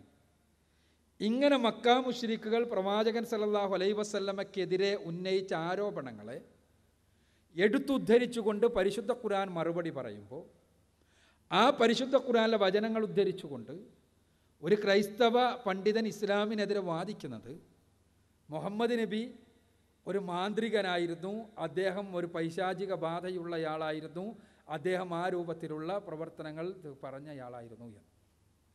ഇവിടെയാണ് നമ്മൾ പറയുന്നത് 40 വയസ്സുവരെ അറബികൾക്കിടയിൽ ജീവിച്ച ഒരു സാധാരണ അറബി പയ്യനായിരുന്നു. ആർക്ക്? അറബികൾക്ക്, ആ സമൂഹത്തിലുള്ള ആളുകൾക്ക് മുഹമ്മദ് നബി സല്ലല്ലാഹു അലൈഹി വസല്ലം. അവർ കണ്ട പ്രവാചകനുണ്ട്, അവർക്ക് അദ്ദേഹത്തിൽ വ്യത്യാസങ്ങളൊന്നും കണ്ടിട്ടില്ല. അങ്ങനെയുള്ള മുഹമ്മദിനെ അവർ അംഗീകരിക്കുകയും ആദരിക്കുകയുമാണ് ചെയ്തത്. 40 വയസ്സായതിനു ശേഷം അവർക്ക് വിരോധമുള്ള ആശയങ്ങൾ പറഞ്ഞപ്പോൾ മാത്രം അവർ പറഞ്ഞു മാരണക്കാരനാണ്, മാന്ത്രികനാണ്, കവിയാണ് എന്നെല്ലാം അവർ പറഞ്ഞത് 40 വയസ്സിന് ശേഷമാണ്. 40 വയസ്സ് വരെ അവരെ സംബന്ധിച്ചിടത്തോളം അവർക്കിടയിൽ ജീവിച്ച ഒരു സാധാരണ അറബി പയ്യൻ മാത്രമായിരുന്നു മുഹമ്മദ് നബി സല്ലല്ലാഹു അലൈഹി വസല്ലം. ഇതാണ് നമ്മൾ ഈ വാദത്തിനെതിരെ സമർത്ഥിക്കാൻ വേണ്ടി ശ്രമിച്ചത്. അവിടെ ബാക്കി എല്ലാ ഭാഗങ്ങളും എടുത്ത് വെട്ടിമാറ്റി ഈ 40 വയസ്സ് വരെ മുഹമ്മദ് നബി ഒരു അറബി പയ്യനായിരുന്നു, ഒരു സാധാരണ അറബി പയ്യനായിരുന്നു എന്ന് പറഞ്ഞു എന്ന് വരുത്തി തീർക്കാൻ ശ്രമിക്കുകയാണ് ചില സുഹൃത്തുക്കൾ ചെയ്തത്. യഥാർത്ഥത്തിൽ ഒരു മുസ്ലിമിനെ സംബന്ധിച്ചിടത്തോളം ഞാൻ പറഞ്ഞതുപോലെ റസൂലുള്ളാഹി സ്വല്ലല്ലാഹു അലൈഹി വസല്ലമയെ ചെറുപ്പം മുതലേ അള്ളാഹു നുബുവത്തിന് വേണ്ടി വളർത്തിക്കൊണ്ടുവരികയും 40-ാം വയസ്സിൽ നുബുവത്ത് നൽകുകയും ചെയ്ത മഹാപുരുഷനാണ് റസൂലുള്ളാഹി സ്വല്ലല്ലാഹു അലൈഹി വസല്ലം എന്ന് മനസ്സിലാക്കുന്നവനാണ് മുസ്ലിം. അവന് പ്രവാചകൻ്റെ നുബുവത്തിന് മുൻപുണ്ടായ സംഭവങ്ങളെയോ ശേഷമുണ്ടായ സംഭവങ്ങളെയോ ഒന്നും നിഷേധിക്കാൻ കഴിയില്ല. ഇസ്രാ മിഅ്റാജ് നുബുവത്തിന് മുമ്പേക്ക് കൊണ്ടുപോകേണ്ട കാര്യമില്ല. അതിനുവേണ്ടി ഇസ്രാ മിഅ്റാജ് ഉണ്ടായത് നുബുവത്തിന് ശേഷം തന്നെയാണ്. നുബുവത്തിന് ശേഷമാണ്, മക്കയിൽ വെച്ചാണ് ഇസ്രാ മിഅ്റാജും ഉണ്ടാകുന്നത്. കാരണം റസൂലുള്ളാഹി സ്വല്ലല്ലാഹു അലൈഹി വസല്ലമക്ക് മിഅ്റാജ് ഇസ്രാ ഉണ്ടാകുന്നത് തന്നെ പ്രവാചകൻ സല്ലല്ലാഹു അലൈഹി വസല്ലമക്കെതിരെ ആരോപണങ്ങൾ പറഞ്ഞു പരത്തുന്ന ഒരു സാഹചര്യത്തിലാണ്. ആ സന്ദർഭത്തിൽ ഇസ്രാ ഉണ്ടാവുകയും അത് റസൂലുള്ളാഹി സ്വല്ലല്ലാഹു അലൈഹി വസല്ലം ജനങ്ങളോട് പറയുകയും ചെയ്തപ്പോഴാണ് അദ്ദേഹത്തിനെതിരെ ആരോപണങ്ങൾ, അദ്ദേഹത്തിനെതിരെ റസൂലുള്ളാഹി സ്വല്ലല്ലാഹു അലൈഹി വസല്ലമക്കെതിരെ ഇതും കൂടി വെച്ച് ഇപ്പോൾ പലതും പറഞ്ഞിരുന്നു. മുഹമ്മദ് ഇപ്പോൾ ഇത്തരം ഒറ്റ ദിവസം കൊണ്ട്, ഒറ്റ രാത്രി കൊണ്ട് ബൈത്തുൽ മുഖദ്ദസിലേക്ക് പോയി വന്നു, ആകാശലോകത്ത് സന്ദർശിച്ചു എന്നെല്ലാം ഉള്ള വാദങ്ങൾ വരെ മുഹമ്മദ് പറയാൻ തുടങ്ങിയിരിക്കുന്നു. അതുകൊണ്ട് നിങ്ങൾ ഈസൈസ് മുഹമ്മദിലാണോ വിശ്വസിക്കുന്നത് എന്ന രൂപത്തിൽ മക്കാ മുശ്രിക്കുകൾ പ്രചരിപ്പിക്കുകയും അതിന് അബൂബക്കർ റളിയല്ലാഹു അൻഹു റസൂൽ മുഹമ്മദ് നബി സല്ലല്ലാഹു അലൈഹി വസല്ലം പറഞ്ഞിട്ടുണ്ടെങ്കിൽ അത് സത്യമായിരിക്കും എന്ന് പ്രതികരിക്കുകയും എല്ലാം ചെയ്തത് ഹദീസ് ഗ്രന്ഥങ്ങളിൽ കാണാൻ കഴിയും. അത് സംഭവിച്ചതും നുബുവത്തിന് ശേഷം തന്നെയാണ്. ആ ഇസ്രാവുമായി ബന്ധപ്പെട്ട കാര്യങ്ങൾ സൂറത്തുൽ ഇസ്രാ ഖുർആനിലെ 17-ാമത്തെ അധ്യായത്തിൽ വിശദീകരിക്കപ്പെട്ടിട്ടുമുണ്ട്. അത് നുബുവത്തിന് മുൻപല്ല, നുബുവത്തിന് ശേഷം തന്നെയാണ്. എന്നാൽ ഞാൻ സൂചിപ്പിച്ചതുപോലെ റസൂലുള്ളാഹി സ്വല്ലല്ലാഹു അലൈഹി വസല്ലമക്ക് നുബുവത്തിന് മുമ്പ് ഒരു സവിശേഷതയുമില്ല എന്നല്ല മുസ്ലിങ്ങൾ വിശ്വസിക്കുന്നത്. മറിച്ച് ആ സവിശേഷതകൾ പ്രവാചകനടക്കം തിരിച്ചറിയാനും സമൂഹത്തിന് കൃത്യമായി മനസ്സിലാകാനും ആരംഭിച്ചത് പ്രവാചകൻ സല്ലല്ലാഹു അലൈഹി വസല്ലമക്ക് നുബുവത്ത് ലഭിച്ചതിന് ശേഷമാണ് എന്നുള്ളതാണ് നമ്മൾ മനസ്സിലാക്കേണ്ടത്. അടുത്ത ചോദ്യം ഹോൾ നമ്പർ 1. അസ്സലാമു അലൈക്കും. എൻ്റെ പേര് അനീസ് എന്നാണ്.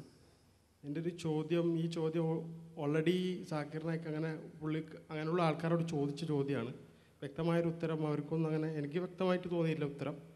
ചോദ്യം ഇതാണ്: എന്തുകൊണ്ട് സൗദി അറേബ്യയിൽ മറ്റു മതങ്ങൾക്ക് അവരുടെ പരിവർത്തനത്തിനോ മറ്റുള്ള കാര്യങ്ങൾക്കോ വിശദീകരണങ്ങൾക്കോ ചാൻസ് നൽകുന്നില്ല?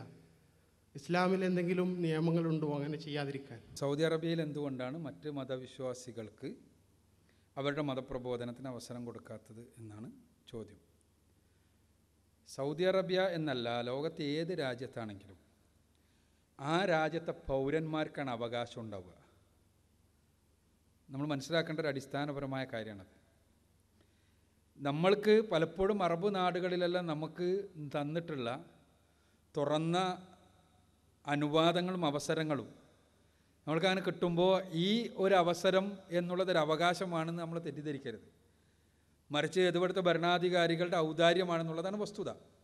ഏത് രാജ്യത്താണെങ്കിലും ഇപ്പോൾ നമ്മുടെ നാട്ടിൽ മതപ്രബോധനം എന്ന് പറഞ്ഞാൽ ഏത് അവകാശമാണെങ്കിലും ഇപ്പോൾ നമ്മുടെ നാട്ടിൽ നമുക്ക് മതപ്രബോധനത്തിന് തുറന്ന അവകാശമുള്ളൊരു നാടാണ്. എന്നാൽ UAE-യിൽ നിന്ന് ഒരാൾക്ക് ഇന്ത്യയിൽ വന്നിട്ട് മതപ്രബോധനം നടത്താൻ പറ്റുമോ? നടത്താൻ പറ്റില്ല. നടത്തണമെങ്കിൽ ആ രാജ്യത്ത് ഇന്ത്യയിൽ നിന്ന് പ്രത്യേക പെർമിഷൻ വേണം. അതിനുള്ള പ്രത്യേകമായ ലൈസൻസും സർട്ടിഫിക്കറ്റും ഉണ്ടാക്കേണ്ടതുണ്ട്. ഏത് രാജ്യത്താണെങ്കിലും ആ രാജ്യത്തെ പൗരന്മാർക്കാണ് മതപ്രചരണത്തിനും മതപ്രബോധനത്തിനും എന്നല്ല ഏത് അവകാശം ഉണ്ടാവുക. മറ്റേത് ഔദാര്യമാണ്. നമുക്ക് ഞാൻ പറഞ്ഞതുപോലെ ഇവിടെ കിട്ടുന്നത് ഔദാര്യമാണ്. പൗരന്മാർക്കാണ് അവകാശം ഉണ്ടാകുക. സൗദി അറേബ്യയിൽ 100% മുസ്ലിങ്ങൾ ആരാണ്.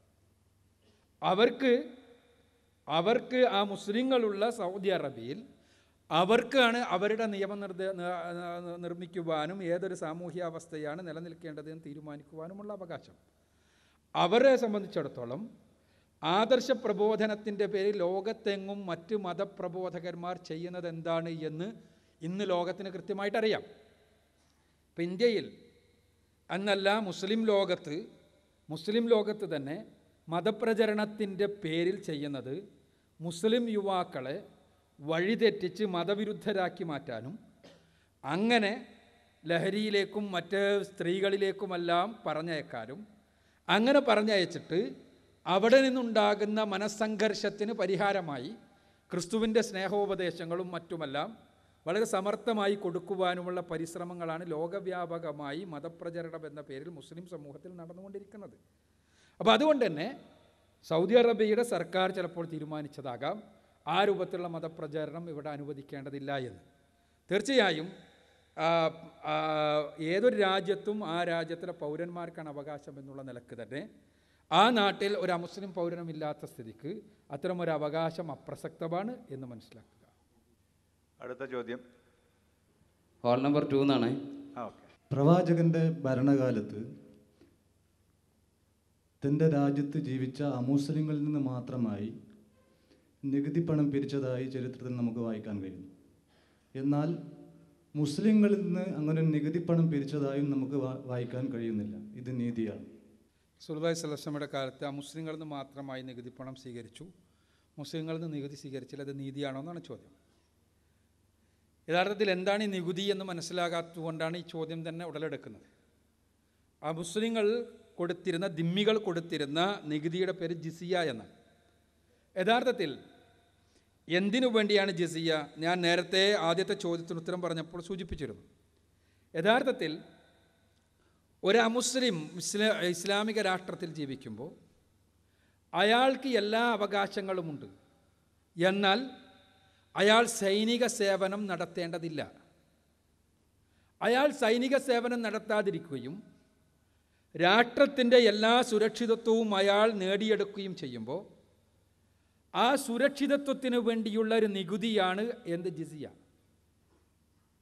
ആ ജിസിയ യഥാർത്ഥത്തിൽ മുസ്ലിം സമൂഹത്തിൻ്റെ, ഇസ്ലാമിക രാഷ്ട്ര സമൂഹത്തിൻ്റെ സുരക്ഷിതത്വവും സന്തുലനവുമായി ബന്ധമുണ്ട്. മുസ്ലിങ്ങൾക്ക്, ഇസ്ലാമിക രാഷ്ട്രത്തിൽ ജീവിക്കുന്ന മുസ്ലിങ്ങൾക്ക് നിർബന്ധമായും സക്കാത്ത് കൊടുക്കേണ്ടതുണ്ട്. ആ സക്കാത്ത് ഇസ്ലാമിക രാഷ്ട്രത്തിൻ്റെ പൊതുഖജനാവിലേക്കാണ് പോവുക. ആ പൊതുഖജനാവിൽ നിന്ന് രാഷ്ട്ര പുനർനിർമ്മിതിക്കാവശ്യമായ കാര്യങ്ങൾക്ക് വേണ്ടി അത് ഉപയോഗപ്പെടുത്തപ്പെടുന്നു. അവിടുത്തെ പാവപ്പെട്ടവനെ പുനരധിവസിപ്പിക്കാനും നേരത്തെ പറഞ്ഞ രൂപത്തിൽ രാഷ്ട്രത്തിൻ്റെ സംരക്ഷണത്തിനും ആണ് ഫീ സബീലില്ല എന്നുള്ളത് ഇസ്ലാമിക രാഷ്ട്രത്തിൽ. അങ്ങനെ രാഷ്ട്രത്തിൻ്റെ സംരക്ഷണത്തിനും എല്ലാം മുസ്ലിങ്ങളുടെ അടുത്ത് നിന്ന് പിരിച്ച സക്കാത്ത് ഉപയോഗപ്പെടുത്തപ്പെടുന്നു. ആ മുസ്ലിങ്ങളോട് സക്കാത്ത് പിരിക്കാൻ നിർവാഹമില്ല. അത് ഒരു മതപരമായ ഉത്തരവാദിത്തമാണ് എന്നതുകൊണ്ട് തന്നെ, അതൊരു ഇബാദത്താണ് എന്നതുകൊണ്ട് തന്നെ. അപ്പോൾ അതുകൊണ്ട് തന്നെ അമുസ്ലിങ്ങൾക്ക് സക്കാത്ത് പിരിക്കാൻ നിർവാഹമില്ലാത്തത് കൊണ്ട് മുസ്ലിം സമൂഹത്തിൽ എല്ലാ തരത്തിലുമുള്ള സുരക്ഷിതത്വം അനുഭവപ്പെടുകയും അതേസമയം ആ സക്കാത്ത് കൊടുക്കേണ്ടതില്ലാതിരിക്കുകയും യുദ്ധത്തിന് ഒരിക്കലും നിർബന്ധമില്ലാതിരിക്കുകയും ചെയ്യുന്ന ആളുകൾക്ക് അവർക്ക് വേണ്ടിയുള്ള സംരക്ഷണ നികുതിയാണ് ജിസിയ. ആ ജിസിയ എപ്പോൾ അവർക്ക് സംരക്ഷണം നൽകാൻ സാധ്യമല്ല എന്ന അവസ്ഥ സംജാതമാകുന്നുവോ അപ്പോൾ തിരിച്ചു കൊടുത്ത സന്ദർഭങ്ങൾ കാണാൻ കഴിയും. ഉമർ റളിയല്ലാഹുവിൻ്റെയും ഉമർ ബിൻ അബ്ദുൽ അസീസ് റളിയല്ലാഹുവിൻ്റെ എല്ലാം കാലത്ത്. അഥവാ ജിസിയ വാങ്ങുകയും എന്നാൽ മറ്റു രാഷ്ട്രങ്ങളുമായി യുദ്ധം പൊട്ടുകയും ആ യുദ്ധത്തിൽ മുസ്ലിം സമൂഹത്തിന് ചിലപ്പോൾ തങ്ങളുടെ രാജ്യത്തുള്ള ആളുകൾക്ക് സംരക്ഷണം നൽകാൻ കഴിയില്ല എന്ന് മനസ്സിലാവുകയും ചെയ്യുന്ന സന്ദർഭത്തിൽ ജിസിയ തിരിച്ചു നൽകിയിട്ടുണ്ട്. അതേപോലെ തന്നെ ഉമർ റളിയല്ലാഹുവിൻ്റെ കാലത്തെല്ലാം ചില സമൂഹങ്ങൾ ജിസിയ ഞങ്ങൾ നൽകുന്നില്ല, പകരം സക്കാത്ത് നൽകാം എന്ന് പറഞ്ഞപ്പോൾ സക്കാത്തിൻ്റെ തുകക്ക് തുല്യമായ തുക അവരിലെ സംഭരണിയിൽ നിന്ന് വാങ്ങിയ സന്ദർഭം ഉണ്ടായിട്ടുണ്ട്. സക്കാത്ത് എപ്പോഴും ജിസിയയേക്കാൾ ഒരുപാട് കൂടുതലായിരിക്കും. അപ്പോൾ യഥാർത്ഥത്തിൽ സക്കാത്ത് കൊടുക്കേണ്ടതില്ലാത്ത ഇസ്ലാമിക രാഷ്ട്രത്തിൻ്റെ സംരക്ഷണം പൂർണ്ണമായി അനുഭവിക്കുന്ന, എന്നാൽ ഇസ്ലാമിക രാഷ്ട്രത്തിൽ യുദ്ധത്തിന് നിർബന്ധിക്കപ്പെടാത്ത ആളുകൾക്ക് അവർക്ക് രാഷ്ട്രം നൽകുന്ന സംരക്ഷണത്തിനുള്ള നികുതിയാണ് ജിസിയ. അതൊരിക്കലും തന്നെ മുസ്ലിങ്ങളെ സംബന്ധിച്ചിടത്തോളം ആവശ്യമില്ല, മുസ്ലിങ്ങളോട് വാങ്ങേണ്ടതില്ല. കാരണം മുസ്ലിങ്ങൾ എപ്പോഴും പടയാളികളാണ്, അതോടൊപ്പം തന്നെ സക്കാത്ത് നൽകുന്നവരുമാണ്. ഹോൾ നമ്പർ 1 ചോദ്യം പോവുകയാണ്. അക്ബർ സാഹിബ്, എൻ്റെ ചോദ്യം എൻ്റെ കൂടെ താമസിക്കുന്ന ഒരു അമുസ്ലിം സഹോദരൻ എന്നോട് ചോദിച്ച ചോദ്യമാണ്. ഇതിനിടയിൽ ഒരു ദിവസം അദ്ദേഹം ഒരു ഡിസ്കവറി ചാനൽ വന്ന ഒരു ഡോക്യുമെൻ്ററിയുമായി എൻ്റെ അടുത്ത് വന്നു. അപ്പോൾ അതിൽ ഒരു ആഫ്രിക്കൻ വനാന്തരങ്ങളിൽ താമസിക്കുന്ന പുറലോകവുമായി യാതൊരു ബന്ധവുമില്ലാത്ത ഒരു കുടുംബത്തിൻ്റെ ഒരു ദിവസത്തെ കഥയായിരുന്നു, അത് സ്റ്റോറിയായിരുന്നു. അപ്പോൾ അതിൽ അവർ ജീവിക്കുന്നത് ആ മരത്തിൽ നിന്നും കിട്ടുന്ന പഴങ്ങളും തേനുകളും ആ ചുറ്റുപാടുകളിൽ നിന്ന് കിട്ടുന്നത് എന്താണോ അതുമാത്രം അറിഞ്ഞുകൊണ്ടാണ്. അപ്പോൾ അവർക്ക് പുറലോകവുമായിട്ടോ അല്ലെങ്കിൽ ഇസ്ലാമിനെ കുറിച്ചോ ഏതാണ് സത്യമെന്നോ അല്ലെങ്കിൽ ഏതാണ് എൻ്റെ ധർമ്മമെന്നോ അറിയാതെ ജീവിക്കുന്നവരാണ്. അപ്പോൾ ആ സുഹൃത്ത് എന്നോട് ചോദിച്ചത്, ഇങ്ങനെയുള്ളവരുടെ വിധി നാളെ എന്തായിരിക്കും? കാരണം ഖുർആനും ഹദീസും ആവർത്തിച്ച് വ്യക്തമാക്കുന്നുണ്ട്, ഒരു സത്യവിശ്വാസി അവൻ ഈമാനിൽ ഉറച്ചു വിശ്വസിക്കുന്നവന് മാത്രമേ ശാശ്വതമായ വിജയമുള്ളൂ എന്ന്. ഇന്ന് ജീവിച്ചിരിക്കുന്ന പല മുസ്ലിം സുഹൃത്തുക്കളും എന്താണ് ഇസ്ലാം എന്നോ എന്താണെന്നോ അറിയാത്തവരാണ്. അപ്പോൾ അവർക്ക് നാളെയുള്ള പരലോകത്ത് എന്തായിരിക്കും അവരുടെ വിധി? അവരുടെ കുടുംബം അങ്ങനെ ആയതുകൊണ്ട് മാത്രമായിരിക്കണം അവർ ഹിന്ദുവായി അല്ലെങ്കിൽ വേറെ ഏതെങ്കിലും മുസ്ലിം അല്ലാത്തവനായി ജനിച്ചത്. അപ്പോൾ അവർക്കുള്ള നാളെയുള്ള വിധി എന്തായിരിക്കും? ഇസ്ലാമിനെ കുറിച്ച് അറിയാത്ത അമുസ്ലിങ്ങളുടെ വിധി എന്താണ് എന്നാണ്, പരലോകത്തെ വിധി എന്താണെന്നാണ് എൻ്റെ സുഹൃത്തിൻ്റെ ചോദ്യം. അതൊരു അമുസ്ലിം സുഹൃത്ത് ഡിസ്കവറി ചാനലിലുള്ള ഒരു ഡോക്യുമെൻ്ററി കാണിച്ചുകൊണ്ട് ഒരു പ്രാകൃത കാട്ടിൽ ജീവിക്കുന്ന ഒരാളെ കാണിച്ചുകൊണ്ട്, ഒരു കുടുംബത്തെ കാണിച്ചുകൊണ്ട് ചോദിച്ചപ്പോൾ എന്ത് മറുപടി പറയണമെന്നാണ്. നമ്മൾ ഒന്നാമതായി മനസ്സിലാക്കേണ്ടത് അള്ളാഹുവിനെ നമ്മൾ തിരിച്ചറിയുക എന്നുള്ളതാണ്. അള്ളാഹു സുബ്ഹാനഹു വ തആല നീതിമാനാണ്. പരലോകത്ത് ഒരു തരിമ്പ് പോലും അള്ളാഹു അനീതി ചെയ്യില്ല. വലാ യുദ്ലമൂന നഖീറ, ഒരാളോട് പോലും ഒരു തരിമ്പ് പോലും അള്ളാഹു അനീതി ചെയ്യില്ല എന്ന് ഖുർആൻ പ്രഖ്യാപിച്ചിട്ടുണ്ട്. അപ്പോൾ അള്ളാഹു സുബ്ഹാനഹു വ തആല പരലോകത്ത് ഒരാളോടും ഒരു അനീതിയും ചെയ്യില്ല. ആ വിചാരണ കഴിയുമ്പോൾ തന്നെ ഓരോരുത്തർക്കും, ശിക്ഷിക്കപ്പെടുന്ന ഓരോരുത്തർക്കും സ്വയം ബോധ്യപ്പെടും അവരുടെ ശിക്ഷ എന്താണ്, എന്തുകൊണ്ടാണ് എന്ന്. അതിനുവേണ്ടിയാണ് വിചാരണ തന്നെ. അല്ലെങ്കിൽ അള്ളാഹു സുബ്ഹാനഹു വ തആല കണക്ക് അള്ളാഹ്ക്കറിയാം, ആ കണക്കനുസരിച്ച് നമ്മളോട് സ്വർഗത്തിലോ നരകത്തിലോ പോകാൻ പറഞ്ഞാൽ പോകാതിരിക്കാൻ പറ്റാത്ത സാഹചര്യമാണ്. അതുകൊണ്ട് തന്നെ പോകേണ്ടി വരും. പക്ഷേ അങ്ങനെയല്ല, അള്ളാഹു നീതിമാനാണ്. നമ്മളെ ബോധ്യപ്പെടുത്തുകയാണ് നമ്മുടെ നന്മകളും നമ്മുടെ തിന്മകളും. അതിനുശേഷം മാത്രമേ പരലോകത്ത് നരകമോ സ്വർഗമോ നൽകപ്പെടൂ. അപ്പോൾ അതിനുവേണ്ടിയാണ് വിചാരണ. ഞാൻ പറയുന്നത്, ഒരാൾ നരകത്തിലേക്ക് പോകുമ്പോൾ സ്വയം ബോധ്യപ്പെട്ട് ഉറപ്പിച്ച് ഞാൻ നരകത്തിന് അർഹനാണ് എന്ന് ഉറപ്പിച്ച് മനസ്സിലാക്കിയതിന് ശേഷം മാത്രം നരകത്തിലേക്ക് പോകും. അതുകൊണ്ട് തന്നെ നമ്മളാരും തന്നെ ഇത് എത്താത്ത ആളുകൾക്ക് ആ എത്തിയിട്ടില്ല എന്നുള്ളതുകൊണ്ട് പടച്ചവൻ അത് ചെയ്യോ ഇത് ചെയ്യോ എന്ന് ആലോചിച്ച് ബേജാറാവേണ്ട കാര്യമില്ല. പക്ഷെ അവർക്ക് എത്തിയിട്ടുണ്ടോ ഇല്ലേ എന്ന് നമുക്കറിയില്ല. ഇവിടെ ലോകത്ത് ഒരുപാട് സംഭവങ്ങൾ നടന്നുകൊണ്ടിരിക്കുന്നു. ഞാൻ ആദിവാസിൻ്റെ കാര്യം വിടാം. നിങ്ങൾ പറയുന്ന മുസ്ലിം കുടുംബത്തിൽ ജനിച്ചു എന്ന കാരണത്താൽ മാത്രം അമുസ്ലിങ്ങളായി ജീവിക്കുന്ന ആളുകൾ, അവർ ഇസ്ലാമിനെക്കുറിച്ച് ചിന്തിച്ചിട്ടില്ല, മനസ്സിലാക്കിയിട്ടില്ല. എന്തുകൊണ്ട്? ലോകത്ത് ഈ വർത്തമാനങ്ങൾ മുഴുവനും നടക്കുന്നു, മീഡിയകളിൽ ചർച്ചകൾ നടക്കുന്നു, മുസ്ലിം പള്ളികളിൽ നിന്ന് ബാങ്കുലികൾ ആവർത്തിച്ചു കൊണ്ടിരിക്കുന്നു, ഈ പ്രഭാഷണങ്ങൾ ശ്രവിച്ചു കൊണ്ടിരിക്കുന്നു, പ്രദേശങ്ങളിൽ ഉറക്കെ ഈ സന്ദേശം പ്രഖ്യാപിക്കപ്പെട്ടുകൊണ്ടിരിക്കുന്നു. അത് ചെവിട് കൊടുക്കുകയോ മനസ്സ് കൊടുക്കുകയോ ചെയ്യാതെ പുറംതിരിഞ്ഞു നിൽക്കുക എന്നത് മനുഷ്യനെ സംബന്ധിച്ചിടത്തോളം ഭൂഷണമായൊരു കാര്യമാണോ? അവിടെ ദൈവീകമെന്ന് സ്വയം പ്രഖ്യാപിച്ചുകൊണ്ട് നിലനിൽക്കുന്ന ഒരേ ഒരു ഗ്രന്ഥം, ആ ഗ്രന്ഥം എന്തു പറയുന്നു എന്ന് പോലും പരിശോധിക്കുവാൻ ഉള്ള സന്മനസ്സ് കാണിക്കാതെ ഒരു തരത്തിലുള്ള അവഗണനാ മനോഭാവമായ അവോയ്ഡൻസ് എത്രത്തോളം ഒരു മനുഷ്യന് ഭൂഷണമാണ്. ഇതെല്ലാമാണ് നമ്മൾ ചോദിക്കേണ്ടത് സ്വയം. ഇത് നമ്മളെ സംബന്ധിച്ചിടത്തോളം അള്ളാഹു ഇങ്ങനത്തെ ഒരുപാട് കാര്യങ്ങൾ പരിഗണിച്ചുകൊണ്ട് തന്നെയാണ് ഓരോരുത്തർക്കുമുള്ള ശിക്ഷകൾ നിർണ്ണയിക്കുന്നത്. അപ്പോൾ അതുകൊണ്ട് തന്നെ നമ്മൾ അവർക്ക് എത്തിയിട്ടില്ല എന്ന് വിചാരിക്കുന്നത് പലപ്പോഴും യാഥാർത്ഥ്യമായിക്കൊള്ളണമെന്നില്ല. അവർക്ക് അവർക്ക് എത്തിയിട്ടില്ല എന്ന് പറഞ്ഞാൽ അവർക്ക് എത്തിയത് പലപ്പോഴും അവരുടെ അവോയ്ഡൻസ് കൊണ്ട്, അവരുടെ അവഗണന കൊണ്ട് തട്ടിത്തെറിപ്പിക്കപ്പെട്ടു പോയതും ഉണ്ടാകാം. അപ്പോൾ നമ്മൾ മനസ്സിലാക്കേണ്ടത്, ഞാൻ നേരത്തെ പറഞ്ഞതുപോലെ, അവിടെ എല്ലാം തന്നെ അള്ളാഹു നീതിമാനാണ്, ഒരിക്കലും അനീതി ചെയ്യില്ല. ഒന്ന്. രണ്ടാമതായി ആദിവാസികളെക്കുറിച്ച് പറഞ്ഞു. ആദിവാസികൾക്ക് നമ്മൾ എത്തിച്ചിട്ടില്ല, അല്ലെങ്കിൽ ഈ സന്ദേശം എത്തിയിട്ടില്ല. നമ്മൾ പലപ്പോഴും ആദിവാസികളെ മനസ്സിലാക്കുന്നിടത്ത് പറ്റുന്ന അബദ്ധങ്ങളാണ് ലോകത്തിൻ്റെ മുന്നിൽ പുറത്തു വന്നുകൊണ്ടിരിക്കുന്നത്.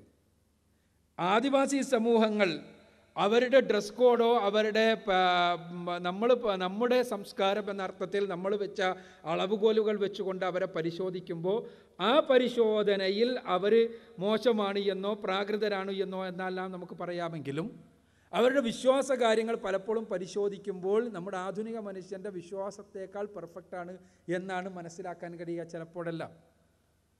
അതെന്തുകൊണ്ടാണ് ഉണ്ടായത്? പരിശുദ്ധ ഖുർആൻ പറയുന്നു, വൈൻ മിൻ ഉമ്മത്തിനില്ല ഖലാഫിഹാ നദീർ. ഒരൊറ്റ സമുദായവും കഴിഞ്ഞു പോയിട്ടില്ല ഒരു മുന്നറിയിപ്പുകാരൻ്റെ, ഒരു പ്രവാചകൻ്റെ നിയോഗം ഉണ്ടായിട്ടല്ലാതെ. ഏത് ആദിവാസി സമൂഹത്തിലേക്കും ദൈവദൂതന്മാർ നിയോഗിക്കപ്പെട്ടിട്ടുണ്ടാകും. ആ ദൈവദൂതന്മാർ അക്കാലഘട്ടത്തിലെ ഏതോ ഒരു കാലഘട്ടത്തിൽ അതനുസരിച്ചുള്ള പ്രബോധനങ്ങൾ നിർവഹിച്ചിട്ടുണ്ടാകും. ഇപ്പം ആഫ്രിക്കൻ കാടുകളിൽ ജീവിക്കുന്ന പുരാതന ശിലായുഗ സംസ്കാരം ഇപ്പോഴും സ്വീകരിച്ചിട്ടുള്ള സുലു വർഗ്ഗക്കാർ, ആ സുലു വർഗ്ഗക്കാരുടെ വിശ്വാസങ്ങളെക്കുറിച്ചുള്ള ഒരു അപഗ്രഥനമുണ്ടായിരുന്നു. അവർ ദൈവത്തെക്കുറിച്ച്, സൃഷ്ടാവിനെക്കുറിച്ച് അവർ മനസ്സിലാക്കുന്നത് ഏത് രൂപത്തിലാണ് എന്ന്. അവരുടെ ഇടയിലേക്ക് കടന്നു ചെന്ന ഒരു ഡോക്യുമെൻ്ററിസ്റ്റ്, അദ്ദേഹം ഒരു പത്രപ്രവർത്തകൻ, ജേർണലിസ്റ്റ്, അയാൾ അവരുടെ മൂർത്തികളെ കണ്ടു. ആ മൂർത്തികളെ കണ്ടപ്പോൾ ഇതെല്ലാമാണോ സ്രഷ്ടാവ് എന്ന് ചോദിച്ചു. ആ സ്രഷ്ടാവ് എന്ന് ചോദിച്ച് അവർ പറഞ്ഞു, ഇതൊന്നുമല്ല സ്രഷ്ടാവ്. സ്രഷ്ടാവ് ആരാ? സ്രഷ്ടാവ് ഉംവലിംഗങ്കിയാണ് എന്നാണ് അവരുടെ ഉത്തരം. ഉംവലിംഗങ്കി എന്നാണ് അവരുടെ പ്രാകൃത ഭാഷയിൽ സ്രഷ്ടാവിനെ അവർ വിളിക്കുന്നത്. അപ്പോൾ ഉംവലിംഗങ്കിയാണ് അവരുടെ സ്രഷ്ടാവ്. അപ്പോൾ അവരോട് ചോദിച്ചു, എങ്കിൽ ഉംവലിംഗങ്കിയുടെ പ്രതിമ എന്താണ്? അപ്പോൾ അവർ മറുപടി പറഞ്ഞത്, ഉംവലിംഗങ്കിക്ക് പ്രതിമയില്ല, അവൻ ഉങ്കുലുങ്കുലു ആണ് എന്നാണ്. എന്താണ് ഈ ഉങ്കുലുങ്കുലു എന്ന് പറഞ്ഞാൽ? ഉങ്കുലുങ്കുലു എന്ന് പറഞ്ഞാൽ ഒന്നുമായും സാദൃശ്യപ്പെടുത്താൻ നിർവാഹമില്ലാത്തവൻ എന്നാണ് അർത്ഥം.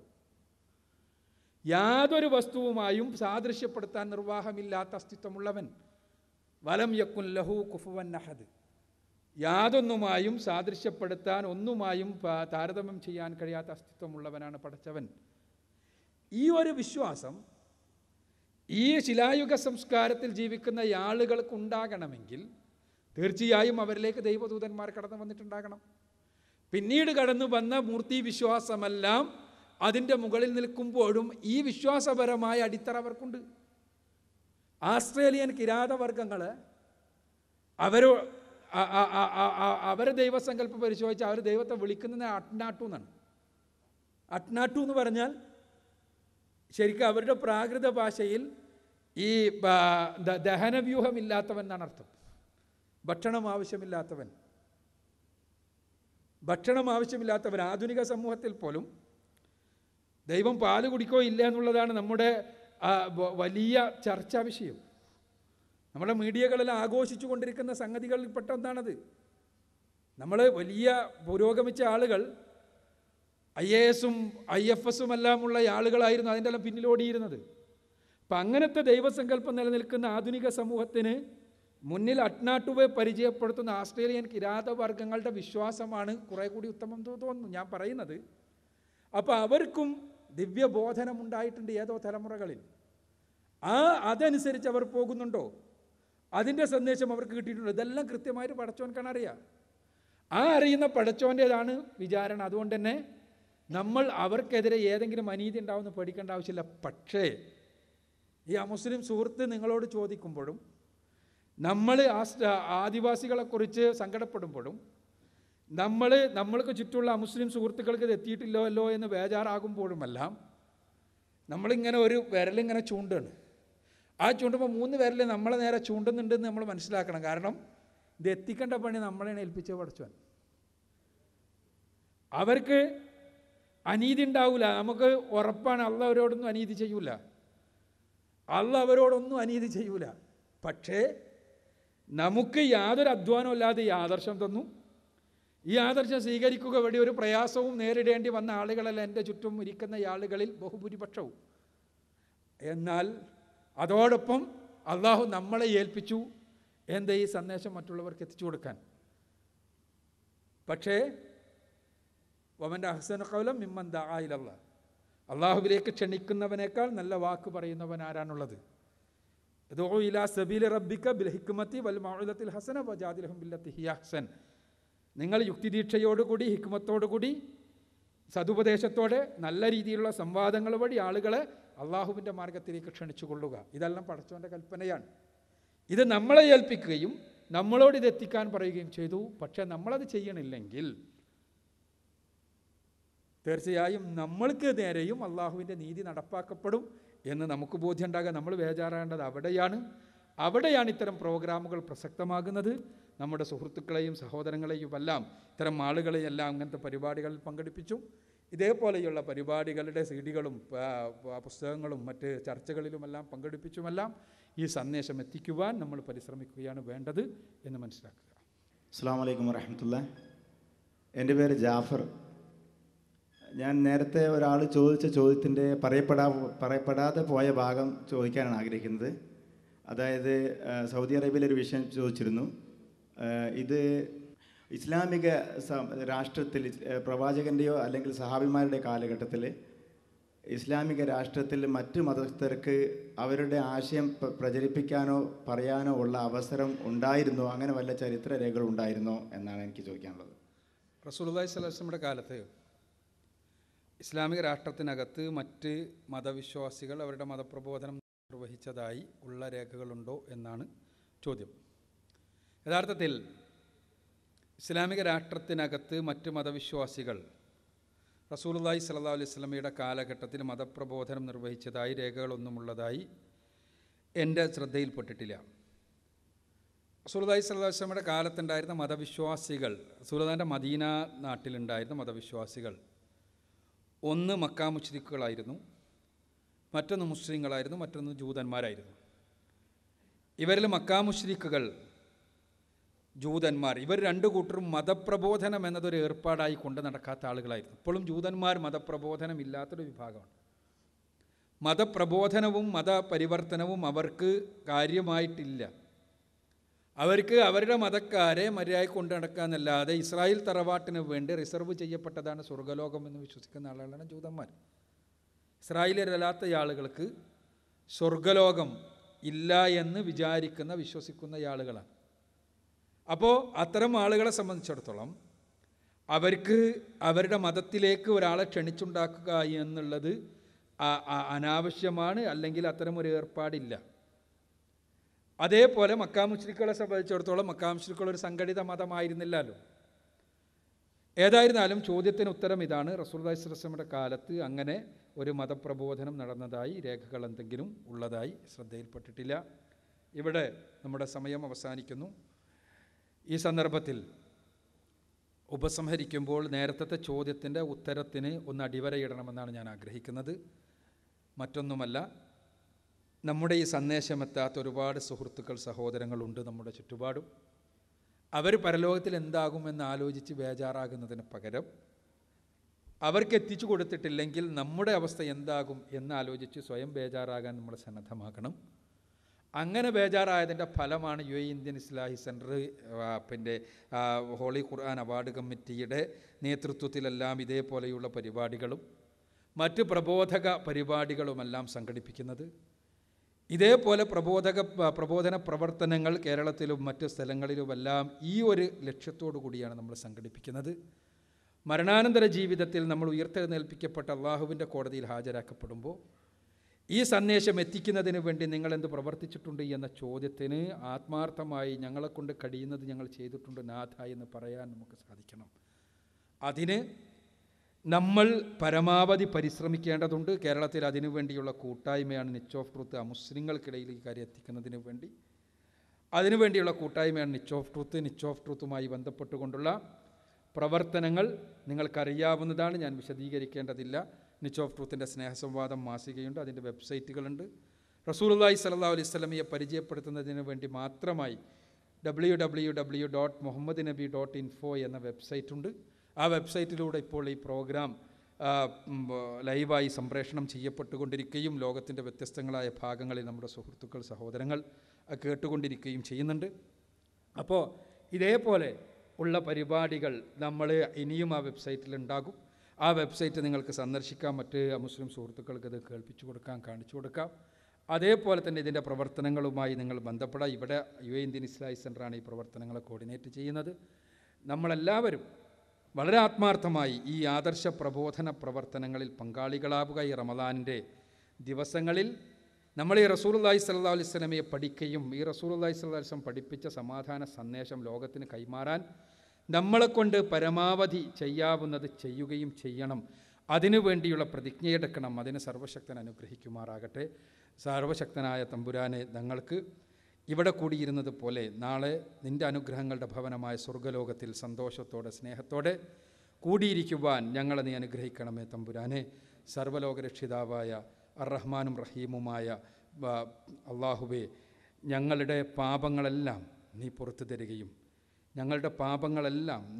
തരികയും ഞങ്ങളുടെ തിന്മകൾ മായ്ച്ചു കളയുകയും ചെയ്ത് നരകത്തിൽ നിന്ന് ഞങ്ങളെ രക്ഷപ്പെടുത്തി സ്വർഗ്ഗലോകത്തിൽ ഞങ്ങൾ ഏറ്റവും അധികം സ്നേഹിച്ച ഞങ്ങളുടെ പ്രവാചകനോടൊപ്പം അദ്ദേഹത്തിൻ്റെ സഹചാരികളിൽ ഒരാളായി പുനരുജ്ജീവിപ്പിക്കപ്പെടാൻ നാഥ നീ ഞങ്ങൾ അനുഗ്രഹിക്കണമേ തമ്പുരാനെ. റബ്ബന ആത്തിന ഫിദ്ദുനിയ ഹസനത വഫിൽ ആഖിറതി ഹസനത വഖിനാ അദാബന്നാർ. വആഖിറു ദഅവാനാ അൽഹംദുലില്ലാഹി റബ്ബിൽ ആലമീൻ.